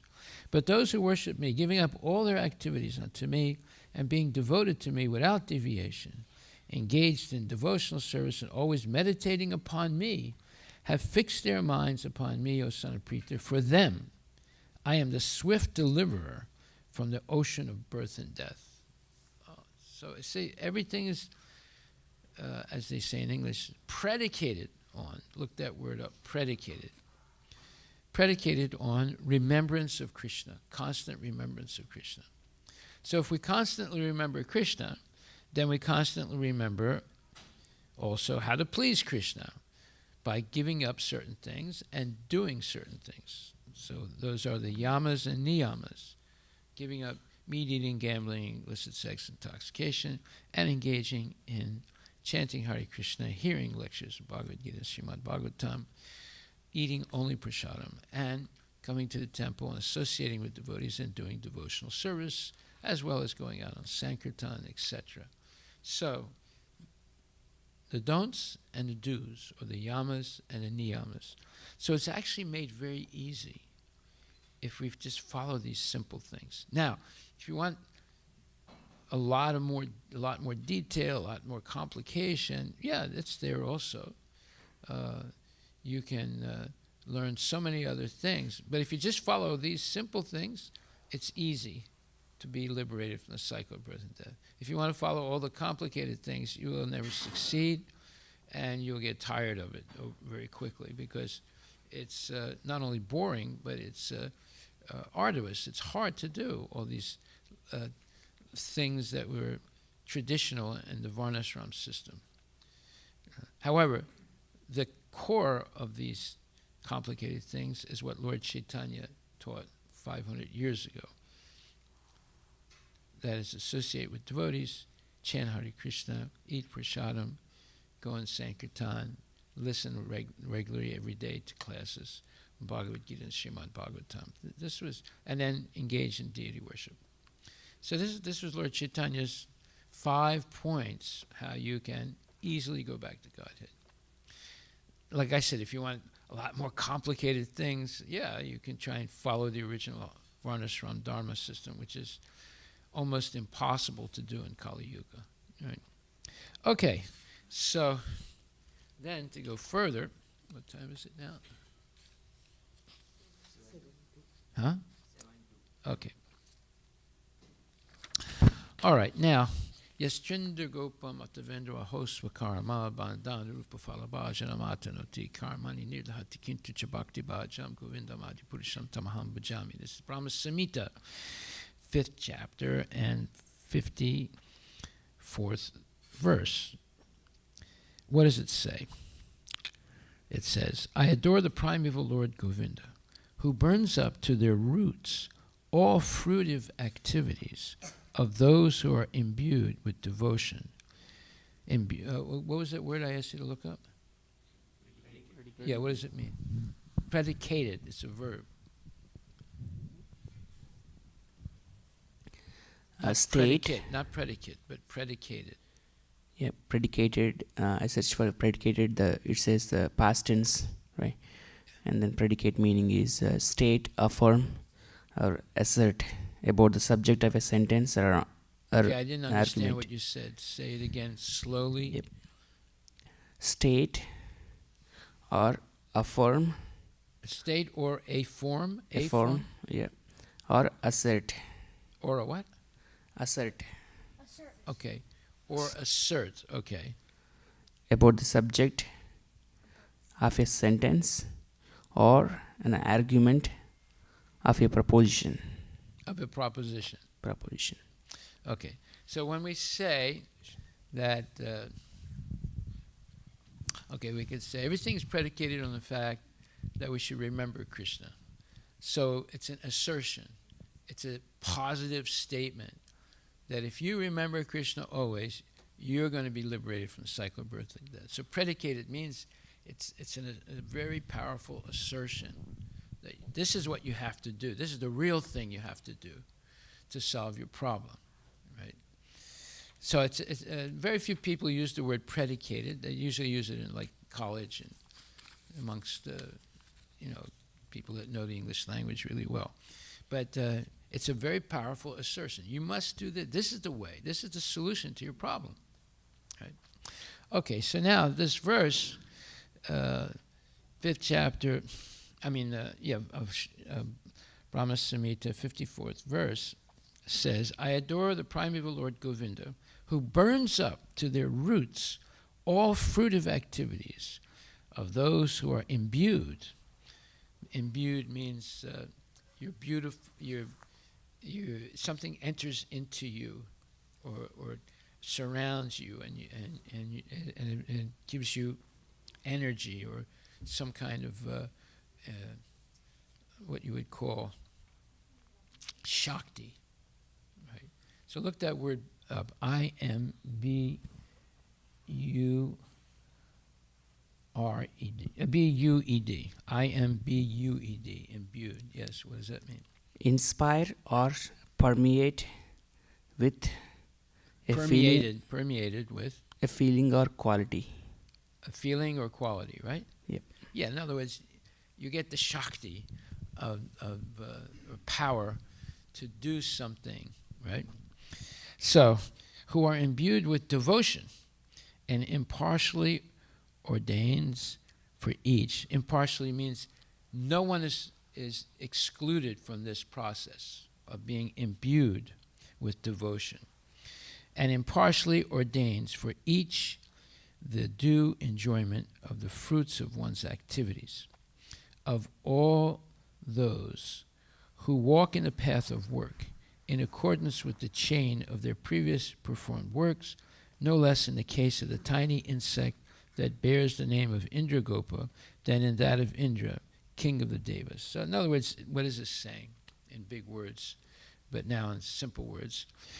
That if you worship Krishna, he was known also as Govinda, and if you're serious about it, it'll burn up to the roots, not just burn the leaves and the branches, but burn up to the roots, right? You know the problem with roots, right? Huh? It's still going, okay. It's hard to get rid of those roots. But it's saying if you worship and adore Lord Govinda, then, by the mercy of the Lord, it will burn up to their roots all desires for materialistic activities. When it says fruitive activities, it means materialistic activities, eating meat, gambling, all that stuff. It'll eliminate it completely to the roots. For those people who are imbued, who are potentiated, who are enlivened with devotion, and therefore Krishna impartially ordains, in other words, without any prejudice, makes Krishna consciousness available for everyone, from the best person to the worst person in this world. That's what it means. Impartially ordains. He gives a spiritual blessing, That's what ordains means. To everyone. For each, the due enjoyment of fruits of one's activities. So, now you have to be careful here. What's this he just said? What's being said here? If you are doing nonsense, if you have nonsense desires and you hold on to them, then Krishna will help you to get those nonsense desires and go deeper into Maya. But if you have only desires to please Krishna, then Krishna will help you in every way to achieve your desire to please him so that you can come back to Godhead. So therefore, when it says, of all those who walk in the path, and it says, and ordains for each the due enjoyment of fruits of one's activities. Of all those who walk in the path of work, in accordance with the chain of their previously performed works, no less in the case of the tiny insect that bears the name of Indragopa than that of Indra, king of... So everybody in this world, from Indra all the way down to the Indragopa, a tiny insect, everyone is subject to their karma. Right? Now, if you eliminate your karma by being always Krishna conscious, then you're not subject to it anymore. Right? So now this is explained that's explained there in Brahma Samhita, but it's explained also in Bhagavad Gita, which is very nicely done in 5th chapter, Bhagavad Gita, 5th and 6th chapters, where it says,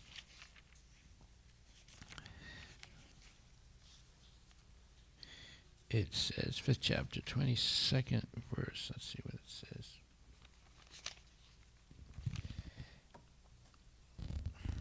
A person, it's the 21st verse, a person who neither rejoices upon achieving something pleasant, nor laments upon obtaining something unpleasant, who is self-intelligent, who is unbewildered, and who knows the science of God, is already situated in transcendence.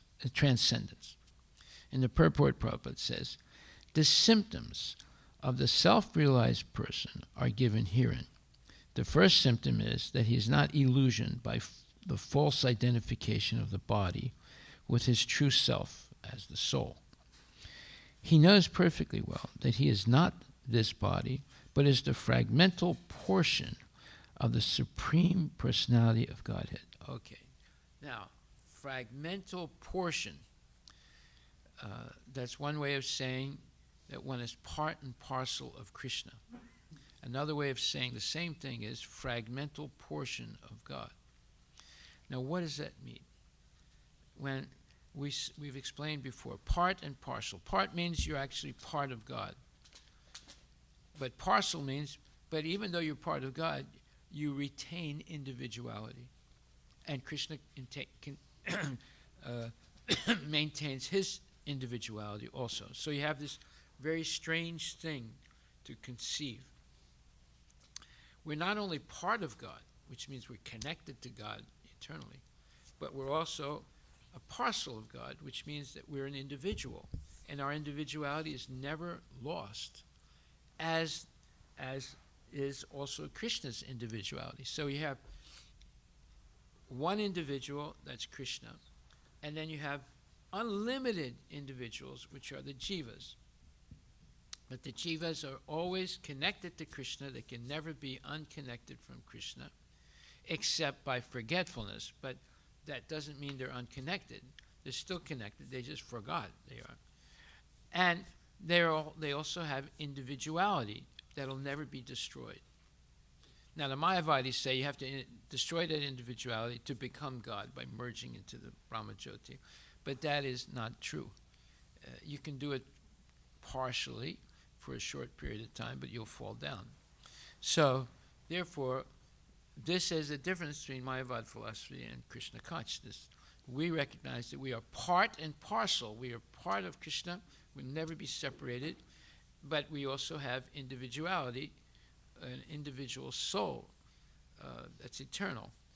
So this is a strange thing. People can't really fathom such a thing or understand such a thing. How can you be part of something and yet still an individual, a unique individual?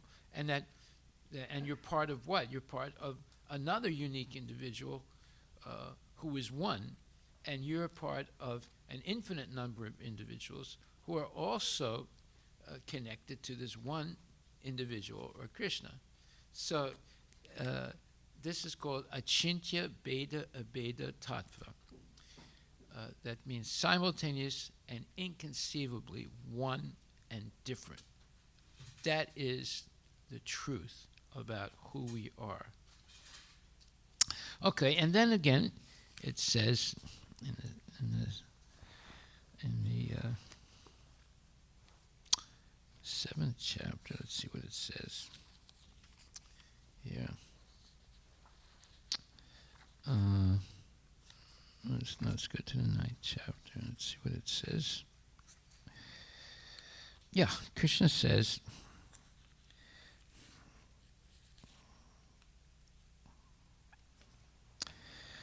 Jnana yagyena chapyanye, this is 9th chapter, 15th verse, yajanto mam upasate, ekatvena pritakvena bahuda vishwato mukam. What does this say? Others who engage in sacrifice by the cultivation of knowledge worship the Supreme Lord as the one without a second, as diverse in many and in the universal form. Okay, so there are other people that are a little bit lower than pure devotees, right? But they're still some kind of a devotee. And there are three categories of such people. He who worships himself as one with the Supreme Lord. So that would be like the Mayavadis. 2, he who concocts some form of the Supreme Lord and worships that. That would be like the demigods, or, you know, it could be your grandmother or your grandfather, or it could be Sai Baba or this Baba or that Baba, right? And number 3, he who accepts the universal form, the Vishwarupa of the Supreme Personality Godhead. Now, all three of those people are worshiping God, but it's not on the right and highest level of understanding. But it's still some kind of worship of God, right? So then it says, out of the above 3, the lowest, those who worship themselves as the Supreme Lord, thinking themselves to be monists, are most predominant. Yeah, there's a lot of people like that. Such people think themselves to be the Supreme Lord, and in this mentality they worship themselves. This is also a type of God worship, for they can understand that they are not the material body, but are actually spiritual soul. At least such a sense is prominent. Generally, the impersonalists worship the Supreme Lord in this way. The second class includes the worshippers of the demigods, those who, by imagination, consider any form to be the form of the Supreme Lord. Yeah, these are people that, everyone's God, you know. Indra is the God, and you can choose any God you want, you know. And Durga is God, and Shiva is God, and my next door neighbor is God, and my grandfather is also God. You know, everybody's God, right? So at least they're connected to something that has to do with God, right?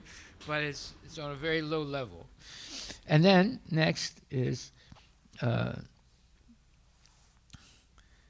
the second class includes the worshippers of the demigods, those who by imagination consider any form to be the form of the Supreme Lord.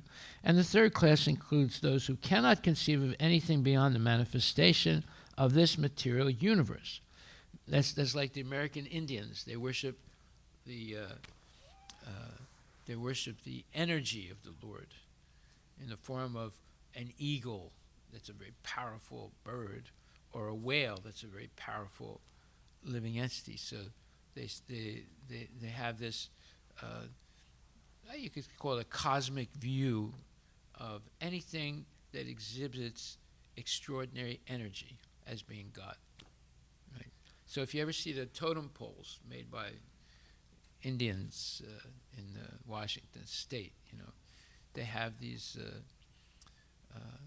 like there are fishes and there are faces of things that look like demons and whatever.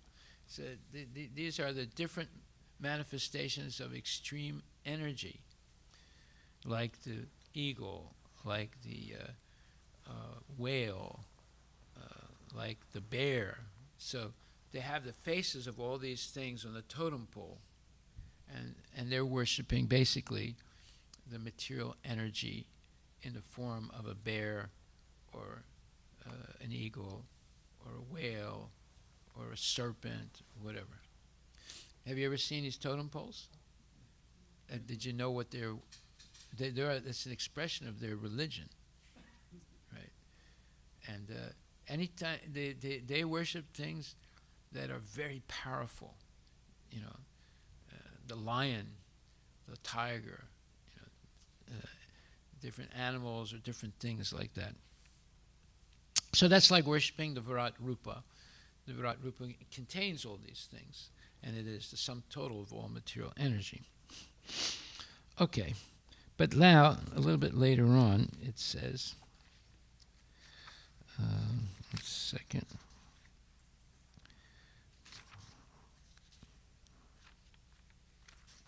It says, okay, we'll go on tomorrow with this. I'm not seeing it right now. I guess it's the...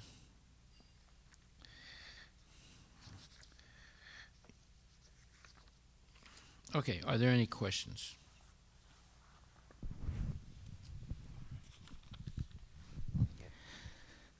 Yeah. Hare Krishna, Guru Maharaj. Yes.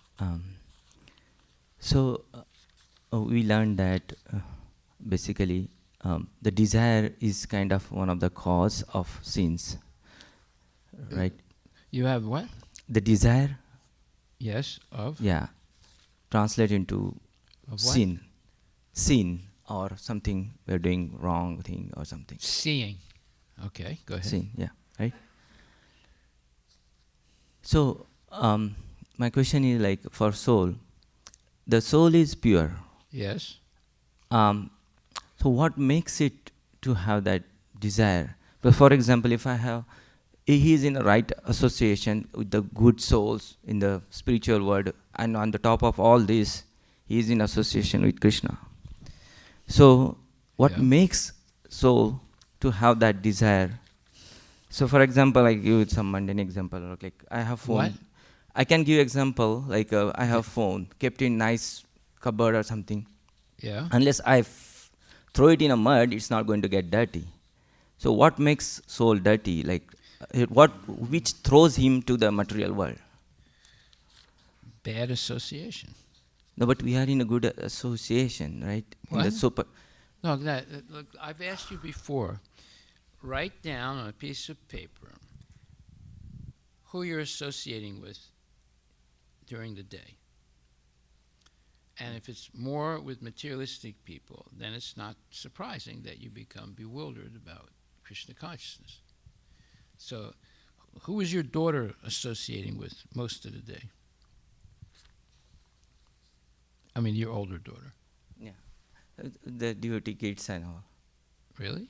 Even in school? Not in the school. So how many hours does she go to school? Almost 8 hours or so. Okay, so 8 hours of prime time she's associating with non-devotees. So don't be surprised if she becomes bewildered about what the purpose of life is. It depends on how much, who you're associating with. You should write down on a piece of paper how many, who you're associating with and how many hours during a normal day. And if it's more with unholy people, then it's not surprising that you become bewildered or you become thrown into the mud. Yes. But we are at the What? We are associated with Krishna, right? In the spiritual world. And associated with the great souls, which are also pure around us. You see, you keep forgetting what we've explained. Most of the jiva is marginal energy of the Lord. What does that mean? That means that we're on the edge of Vaikuntha. And from there we can actually see the material world. And if we keep looking, we become attracted to it and we fall down. And then we become dissatisfied with just being Krishna conscious all the time because we're on the edge. See? Like, for example, let's say you lived in a neighborhood where you have your house here And on this side, there's a bar, and on that side, there's a bar where people drink and gamble and do nonsense. Would you be influenced? Because every day, as soon as you walk out, well, at night you're hearing the music and people screaming and fighting and laughing and nonsense, right? On both sides of you. And when you go out, you see them, right? So eventually that would affect you, that association. So you live in a nice place now, right? Do you have like drunkards and bad people living in your neighborhood? No. No. You see, you chose this neighborhood because it's a good place to live. But let's say you were living in downtown Seattle, near Pike Place Market, right? Or even farther south than that, or in Soho, these neighborhoods, right? And every night you're hearing, people screaming and talking, and then there's, police cars and the sirens going past at night, and then you hear some fighting and then shooting, bang, bang, bang. That would affect you, wouldn't it? Yeah. And that's here. That's not very far away. It's only like a half an hour away. So you chose to live somewhere where you're not subjected to that type of association. And when you tell other people, like the other day, one devotee was speaking to this new person that came. He said, "Oh, this is a great place to live. The police station is right down the street. We never have any problem with the theft or bad people, and the police are right next door. They can come in like 2 minutes if there's something wrong." He was explaining how great this neighborhood is. But let's say you lived in downtown Seattle where, there's the police sirens going on all the time, and there's people breaking into houses, and there's fighting in the street, and there's panhandling, and then people are shooting up cocaine. You can walk down the street, you see them shooting up cocaine. How would you feel? How would you feel your kid living in that neighborhood? You see? And that's just a half an hour away. So it's by association that we've developed the tendency to be sinful. That's the mud, that bad association. But then you can have that association on the internet 24 hours a day. It depends what you click on. You can click on all the disgusting things in the world all day long if you want to. You see? So you don't even have to go down to downtown Seattle. You don't even have to live downtown. You can just sit in your room with a computer and get contaminated completely. See? So you see, it's not easy to control these things. That's why, for example, the Hasidic Jews, there's a lot of them in New York City. They live in communities. If you want to go to one of their schools, they first come to your house and inspect the house. And if they see one cell phone or one television or one computer, they won't let your kid into their school. What do you think about that? I'm not kidding now. They won't let the kid in the school.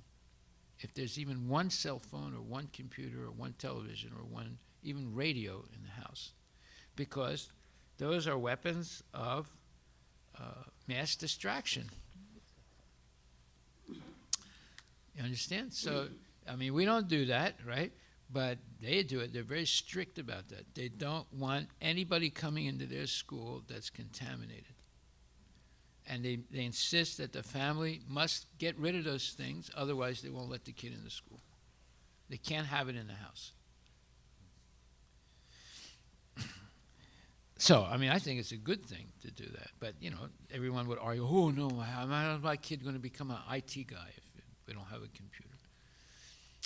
It's all nonsense statements. Okay, so we'll stop right there, unless there's another question.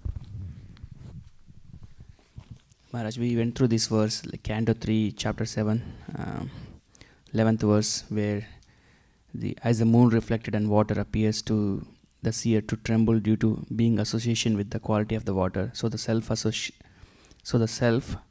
associated with the matter appears to be qualified as matter, right? And going to the Prabhuji's questions also, Krishna creates the entire material world for the conditioned soul who still have the unsatisfied desires. Yes.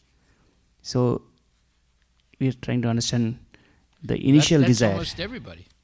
Almost everybody, yes.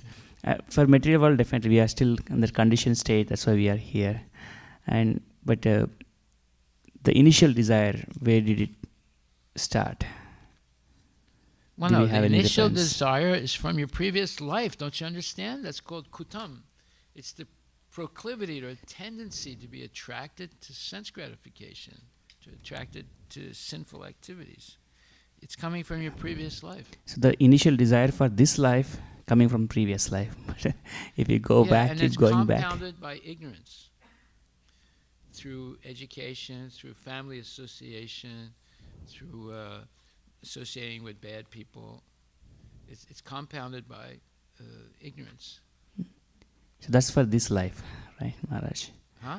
That's for this life, Maharaj. But if we No, keep but going back, there's a carryover from the previous life. Don't you understand? It's called kutam. It's unseen, unfinished desires that you have, and attraction to sinful activity from a previous life. Okay, and if you end up in a family where there's a lot of avidya, ignorance, it pushes it. It makes it stronger. You already have the tendency now. As soon as you reach 13, 14 years old, then those tendencies become manifest in your consciousness. And then if you're in an ignorant family, it amplifies it. And if you have bad associations through the internet and television and all the movies and books and things like that, and then there's school teaching all kinds of nonsense things, then that's it. You're finished. yeah. Another lifetime of sense gratification. So once the soul comes in contact with the matter, then all these false illusions start. Yeah, but matter has a subtle form also, don't you understand? Of desires and thoughts and tendencies. It's not just gross matter, it's subtle matter also. Okay, it's called the false ego. That's why we're studying it. It's the false ego is more significant than gross matter. Yeah. So we have more deeper roots than what we see Much with the deeper senses. roots. Yeah, it's almost impossible to get rid of it. Okay, so the verse I was looking for was 4th chapter, 37th verse. Yataidam si samidok nir basmasat kurute rujana gyanagni sarvakarmani basmasat kurute tata. As a blazing fire turns firewood to ashes, O Arjuna, so does the fire of knowledge burn to ashes all reactions to material activities. Now there's 3 verses like this, and all 3 are in the 4th chapter. When it says Janagni Sarvakarmani, all your karma is burned to ashes. Right. Due to transcendental knowledge. Okay, so now we'll have Aarti, Guru Puja. Oh, glories to Srila Prabhupada. Huh? Yeah? What is your question?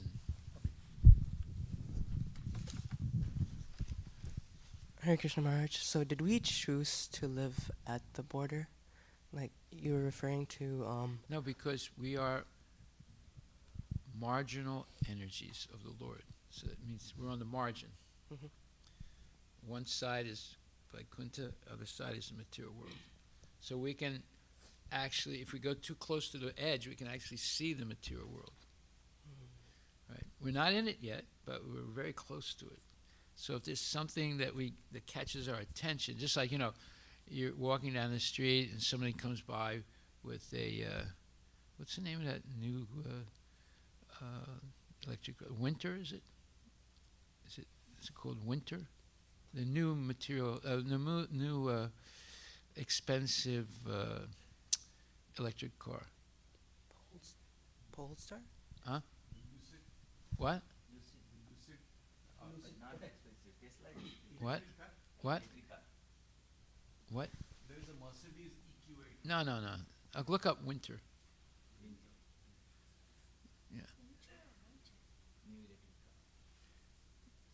made in Los Angeles. The company's in Los Angeles. They have this new battery that it go 500 hours. It's more powerful than the. So let's say you see this car come down the street. All of a sudden you go, "Oh, that's the new electric car, man! Look at it, it's so cool." And it's caught your attention. You see, that's what happens when you're on the edge. You can see things in the material world, and you look at it, you get attracted to it. And then all of a sudden, you fall down. You say, "Oh, why? You know, I'm getting bored with Krishna. You know, I want this car." Then you fall down.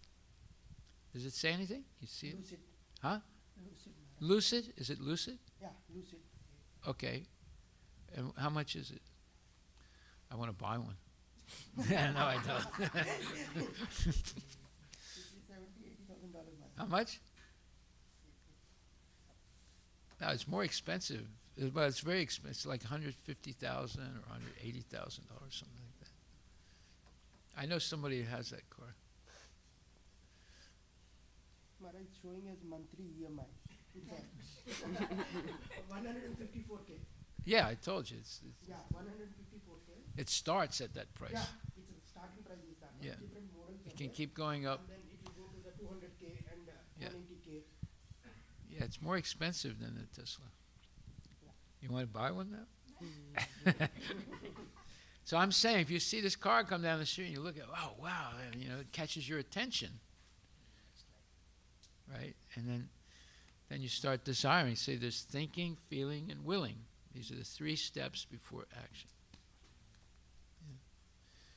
So it all depends on what you're looking at and what you're thinking about. So if you can keep your mind focused on Krishna, you go back to Godhead. If you can't do that, then you stay in the material world. Suffering. Have you ever suffered already? How old are you now? 16. Have you had any suffering yet? Yeah. You have? All mood swings and all. Huh? What kind of suffering did you have? Like you had a toothache or Yeah. a broken arm or something, or an injury? Yeah, like school and stress. Okay. Well, I'm like 77 years old now. I'm going to be 77. As you get older, it's all suffering. It gets worse and worse. It doesn't go away. It gets worse. Yeah. So right now you're thinking you're going to get away with it, but later on you'll see I didn't get away with anything. Okay. So you had a question? Hare Krishna Maharaj.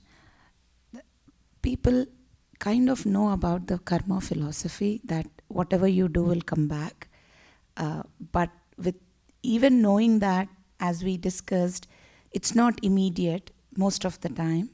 So to people who says that way, like, why do we, at least growing up, nobody explained me that we should pray God with love. It's the love which matters. And you were born in India. I was born in India. Wow. Yes. I think that was the biggest missing factor, even with, all my family. But knowing that it will come back to you, they believe that it will come back to you. What will come back? The karma, the past deeds will definitely hit you back somehow. Oh, that's for sure, yeah. Yes, but still. But there's a way of stopping it. I don't think I did not knew until I'm learning from. I know, but I'm telling you, that's the good news. There's a way of stopping it. No. My question is, we still go ahead and do those mistakes, thinking we'll escape, or I don't know what the expectation is. Yeah, one time there was this boy. He had just graduated high school, an Indian boy, right? And I asked him a question. I said, "So what do you want to do now?" He said, "Oh, well, I'm going to go to college." And I said, "But what do you want to do?" Well, I want to make money. I said, "Okay." I said, "If you could make a lot of money by doing something illegal, would you do it?" He said, he thought about it and he said, "Well, if I could get away with it, I would do it." Now, where did you learn that? From his father. His father was like that. Now, he just graduated high school, right? So he's not, what is he, 18 years old. And he already has this in his mind, if I can get away with it, I'll do it, right? So you see, these tendencies are there in everybody. And unless we can eliminate them with real knowledge, they're gonna do these things. They're gonna try at least. And if they think they can get away with it, they're gonna do it. This is going on all the time. Like in yesterday's example, the Harvey Weinstein, he committed so many crimes. Harvey Weinstein.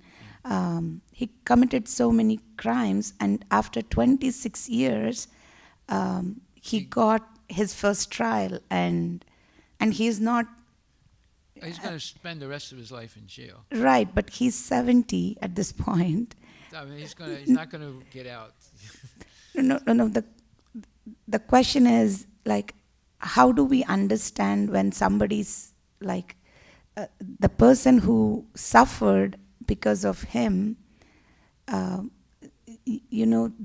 their life is ruined. They'll never be able to forget that what he did to them. Like when you call the other person, it's your karma or it's your, because the both things happen because of past deeds. Yes. Right? Yeah. So if you just call the other person, it's your past deed. That's why you are in this situation. By the way, people get really upset when you say that. Right. I mean, definitely. Because they are undergoing certain. No, sometimes the young kids go through horrible things. And if you tell them, well, it was your karma from a previous life, they get really upset. What do you mean? I don't know. I don't remember any past life. And how can you say such a thing? That's a very abusive thing that you're saying to me. And I mean, that happened to me. Personally, it happened to me. And that's where I couldn't connect with a lot of stuff in my initial, in a young age, because how can you, I mean, it felt like so rude. Yeah, you say, what did I do wrong? I don't remember doing anything wrong. Now, see, this is part of karma. Karma, for people who are sinful, Krishna does not let them have the reaction right away. He can hold it back for 1 or 2 or even 3 lifetimes. So there's no way you can correlate between what just happened and something in the past. You can't remember it. You forget. Every time you're born, you forget your past. But for devotees, Krishna's mercy is you usually get the reaction right away. So you can say, okay, look, I knew I shouldn't have done this, but I did it anyway, and look what happened, so I better get serious now, So for the devotee, he'll usually give the reaction right away. For really mean people, he won't. And that way, they're even more bewildered. So all you have to do, though, is understand, look, this thing happened to me. It must be because of a previous lifetime. So this is my wake-up call. I'm not going to blame anybody now, but I'm going to be very serious about Krishna consciousness. That would solve the problem. Definitely, Maharaj. I think the acceptance took time, but once I accepted, it was way smoother than what I thought. But how do we help them? Like, how do we say, what can we say to those people? So, well, you don't want to say something that'll turn them off right away. Right. You speak about your own experience. You don't speak about their experience. You speak about your own experience. If you speak about their experience, you might say something that hurts them. If you speak about your own experience, then they can relate to it. Now, if you don't have that experience, not everybody has those type of experiences that they get seriously hurt as a child. So then there are other examples. Right? So when I told you yesterday, look up Harvey Weinstein, right? Who's a horrible person. But you can see what's happening to him. He's not getting away with it. And you can see that he hurt many, many people. Right? But you see, crime doesn't pay. So therefore, there should be an example. Now, how do we learn things? We can learn by hearing about others' miseries, or We can learn by doing things ourselves and getting the miseries. But it's better to learn by hearing about it rather than doing it. So, therefore, that's why we're discussing here. We're discussing difficult issues. But these are the real things that our people are grappling with or dealing with. And that is where they can also connect. Like, yes, with Krishna because consciousness. If you have suffered, you can connect with other people who have suffered, right? But that doesn't mean that suffering is a way of life. It can be stopped. That's the good news. It can be stopped, and it can be stopped forever. Most people won't believe it, though. They'll say, "I don't believe that." I mean, stop suffering forever. Stop meanness and cruelty in this world forever. I don't believe it, because they have basically a part of them that's dead already. And this is what mean people do. They want to kill anything positive in the life of the person that they're molesting or whatever they're doing. They want to kill that hope of finding some salvation. See? And if you go along with them and you become bitter and angry, right, and you go along with them, they win. But if you refuse to go along with them and you believe in Krishna, you win, they lose.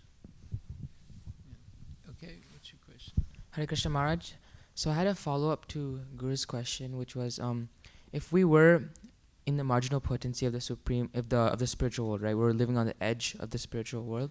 My question is, did we ever have contact with Krishna and his devotees? Because if we did, Krishna's. If you're in the spiritual world, you have contact with Krishna. Okay, then why did we exhibit those desires while being in contact with Krishna? Because you deviated. So you have free will. Do you understand? You're not a robot, right? Krishna didn't make you a robot. Oh, you have to worship me every day. No, it's a voluntary thing. You can go either way. That's why you're in the margin. You can either go this way or you can go that way, right?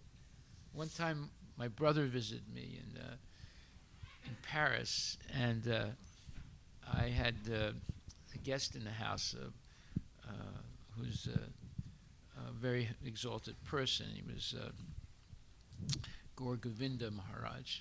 Yeah. And he was giving a lecture, and he said, "There is a fine line, and you can go this way or you can go that way." He had this way of speaking. He was a very dynamic speaker. So that's the only thing my brother got. It stayed in his mind. So one day I was speaking to him. I said, "Well, what did you think of the lecture?" He said, "Oh, that guy is really good." He said, "It's good." I said, "What did you understand?" "Well, I understand one thing." I said, "You are a fanatic." I said, "Well, but he didn't talk about that." No, he did. He said, "You can go this way or that way." See, I'm not a fanatic.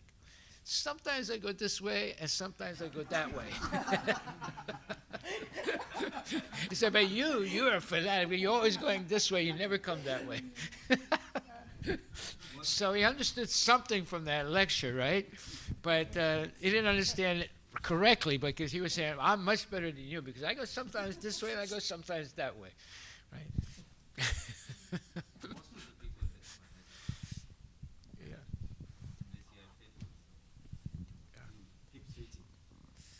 So you see, everybody has a way of perceiving things. So my brother, no matter what I tried to explain to him, he was fixed. I go this way, I go that way.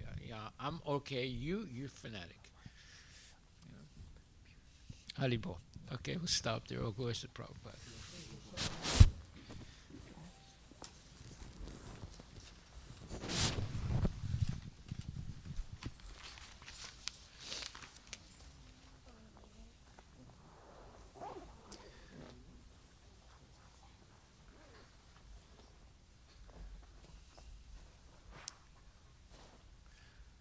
Okay, who's going to sing?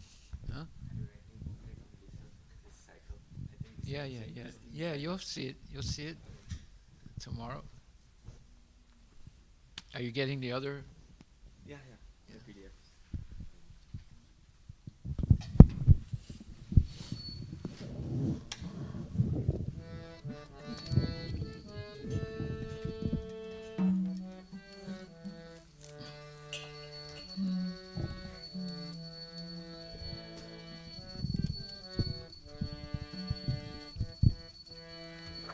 Shri Guru Charana Padma Kevala Bhakati Sadma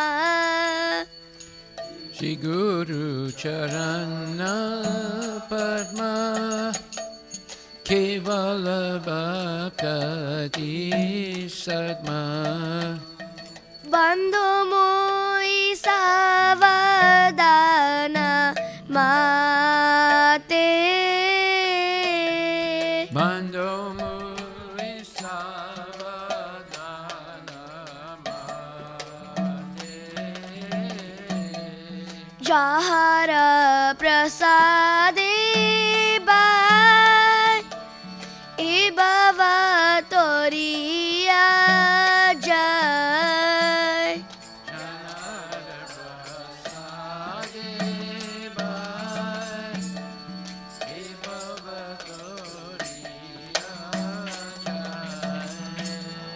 Krishna Prapti Hoy Jaha Hoy De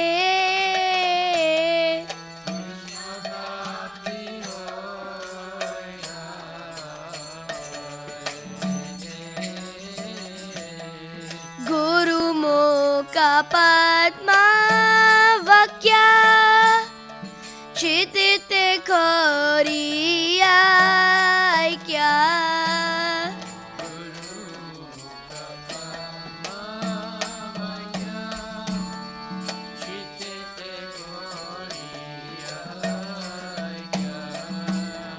Arana Kori Hamane Asha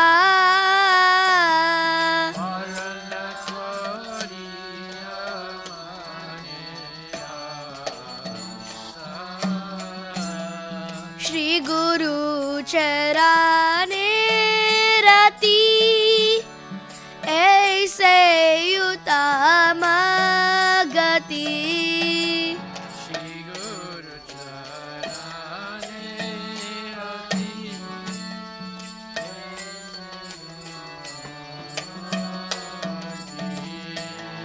Jai Prasade Pure Sarva Asha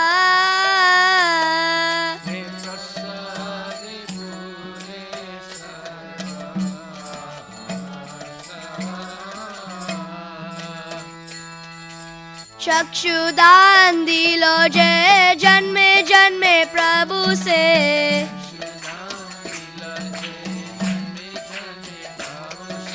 चक्षुदान दिलो जय जन्मे जन्मे प्रभु से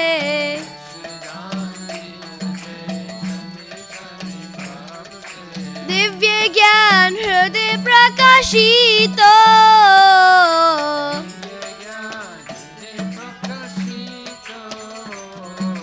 प्रेमा भक्ति जहाँ होते अविद्या विनाश जाते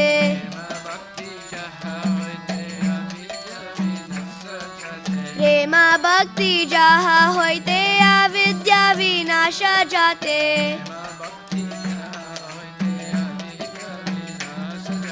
वेद गाय जहाँ रचरितो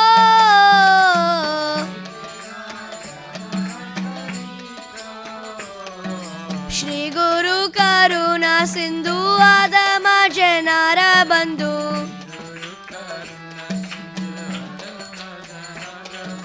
श्री गुरु करुणा सिंधु आदम जनारा बंधु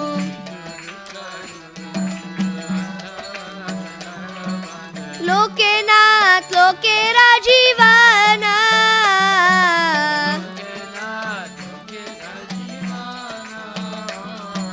हा हा प्रभु करो दया देहो मोरे पद छाया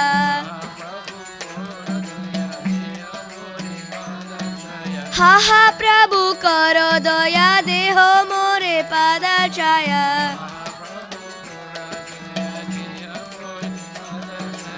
एबे जास गुशुक त्रिभुवना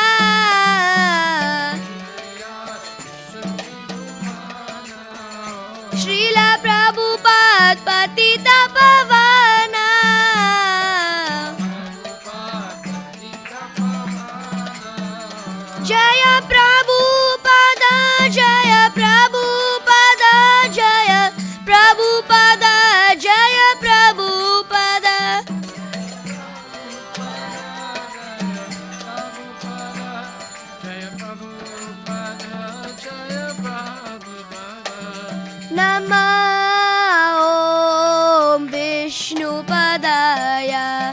Krishna Prishtaya Bhutale Srimate Bhakti Vedanta Swami Niti Namine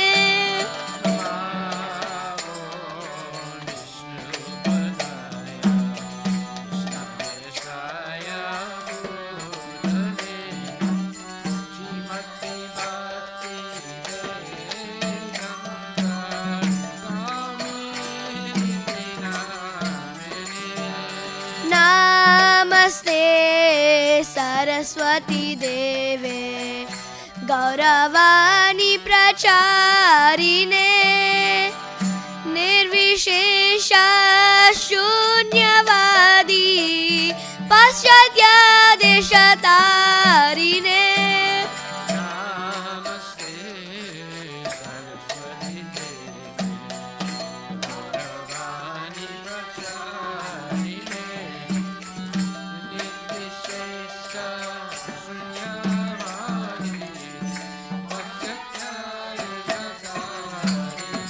Jaya Shri Krishna Chaitanya Prabhu Nityananda Shri Advaita Gadadara Shrivasadi Gaur Bhakta Vrinda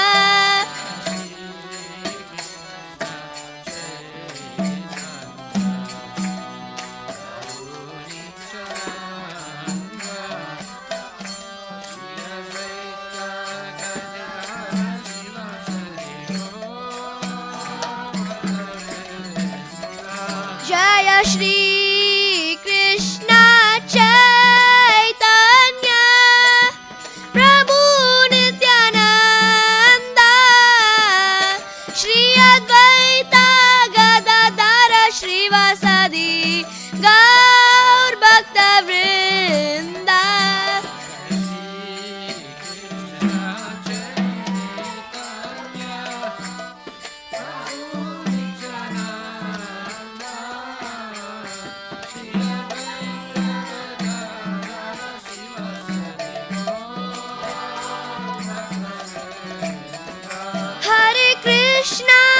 Hare Krishna, Krishna Krishna, Hare Hare, Hare Rama,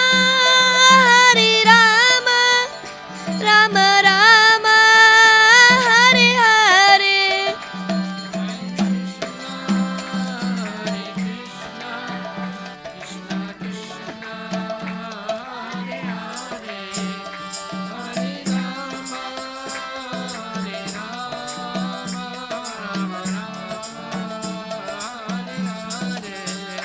Hare Krishna,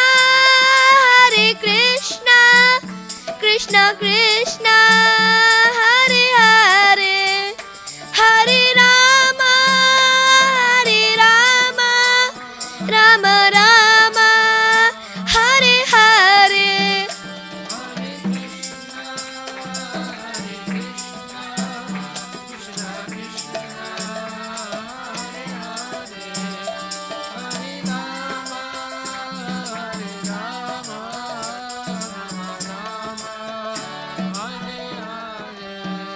Jaya Prabhupada, Jaya Prabhupada, Jaya Prabhupada, Jaya Prabhupada.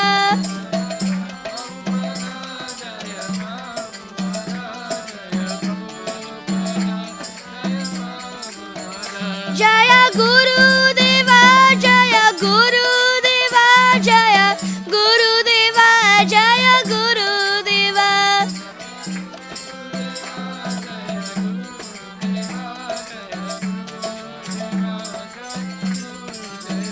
Nittai Gaura Hari Bol, Hari Bol, Hari Bol, Nittai Gaura Hari Bol.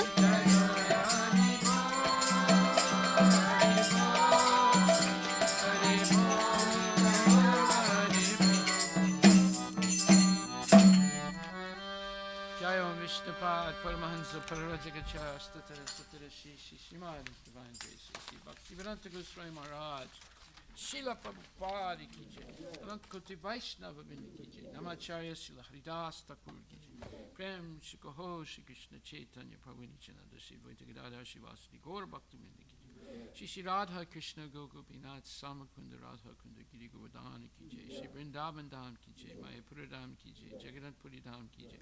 Tulasi Devi ki jai, Bhakti Devi ki jai, Ganga Maya ki jai, Jamuna Maya ki jai, Samaveta Bhakti Vinda ki jai, Nitai Gaura Premanand. All glories to the Samudra. All glories to the Samudra. All glories to the Samudra. All glories to Shiguru and Shiguranga. All glories to Srila Prabhupada, Patita Pavana ki jai. Nama Om Vishnu.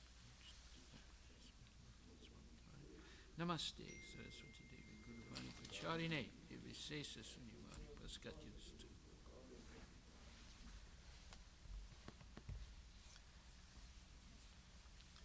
The lotus feet of our spiritual master are the only way by which we can attain pure devotional service. I bow to his lotus feet with great awe and reverence. By his grace, one can cross the ocean of material suffering and obtain the mercy of Krishna. My only wish is to have my consciousness purified by the words emanating from his lotus mouth. Attachment to his lotus feet is a perfection that fulfills all material desires. He opens my darkened eyes and fills my heart with transcendental knowledge. He is my Lord birth after birth. From him, ecstatic prema emanates. By him, ignorance is destroyed. The Vedic scriptures sing of his character. Our spiritual master is his ocean of mercy. To friends of the poor and the Lord and Master devotees, O Master, be merciful unto us. Give us a shade of your lotus feet. Your fame is spread all over the three worlds. We take shelter of your lotus feet, Srila Prabhupada.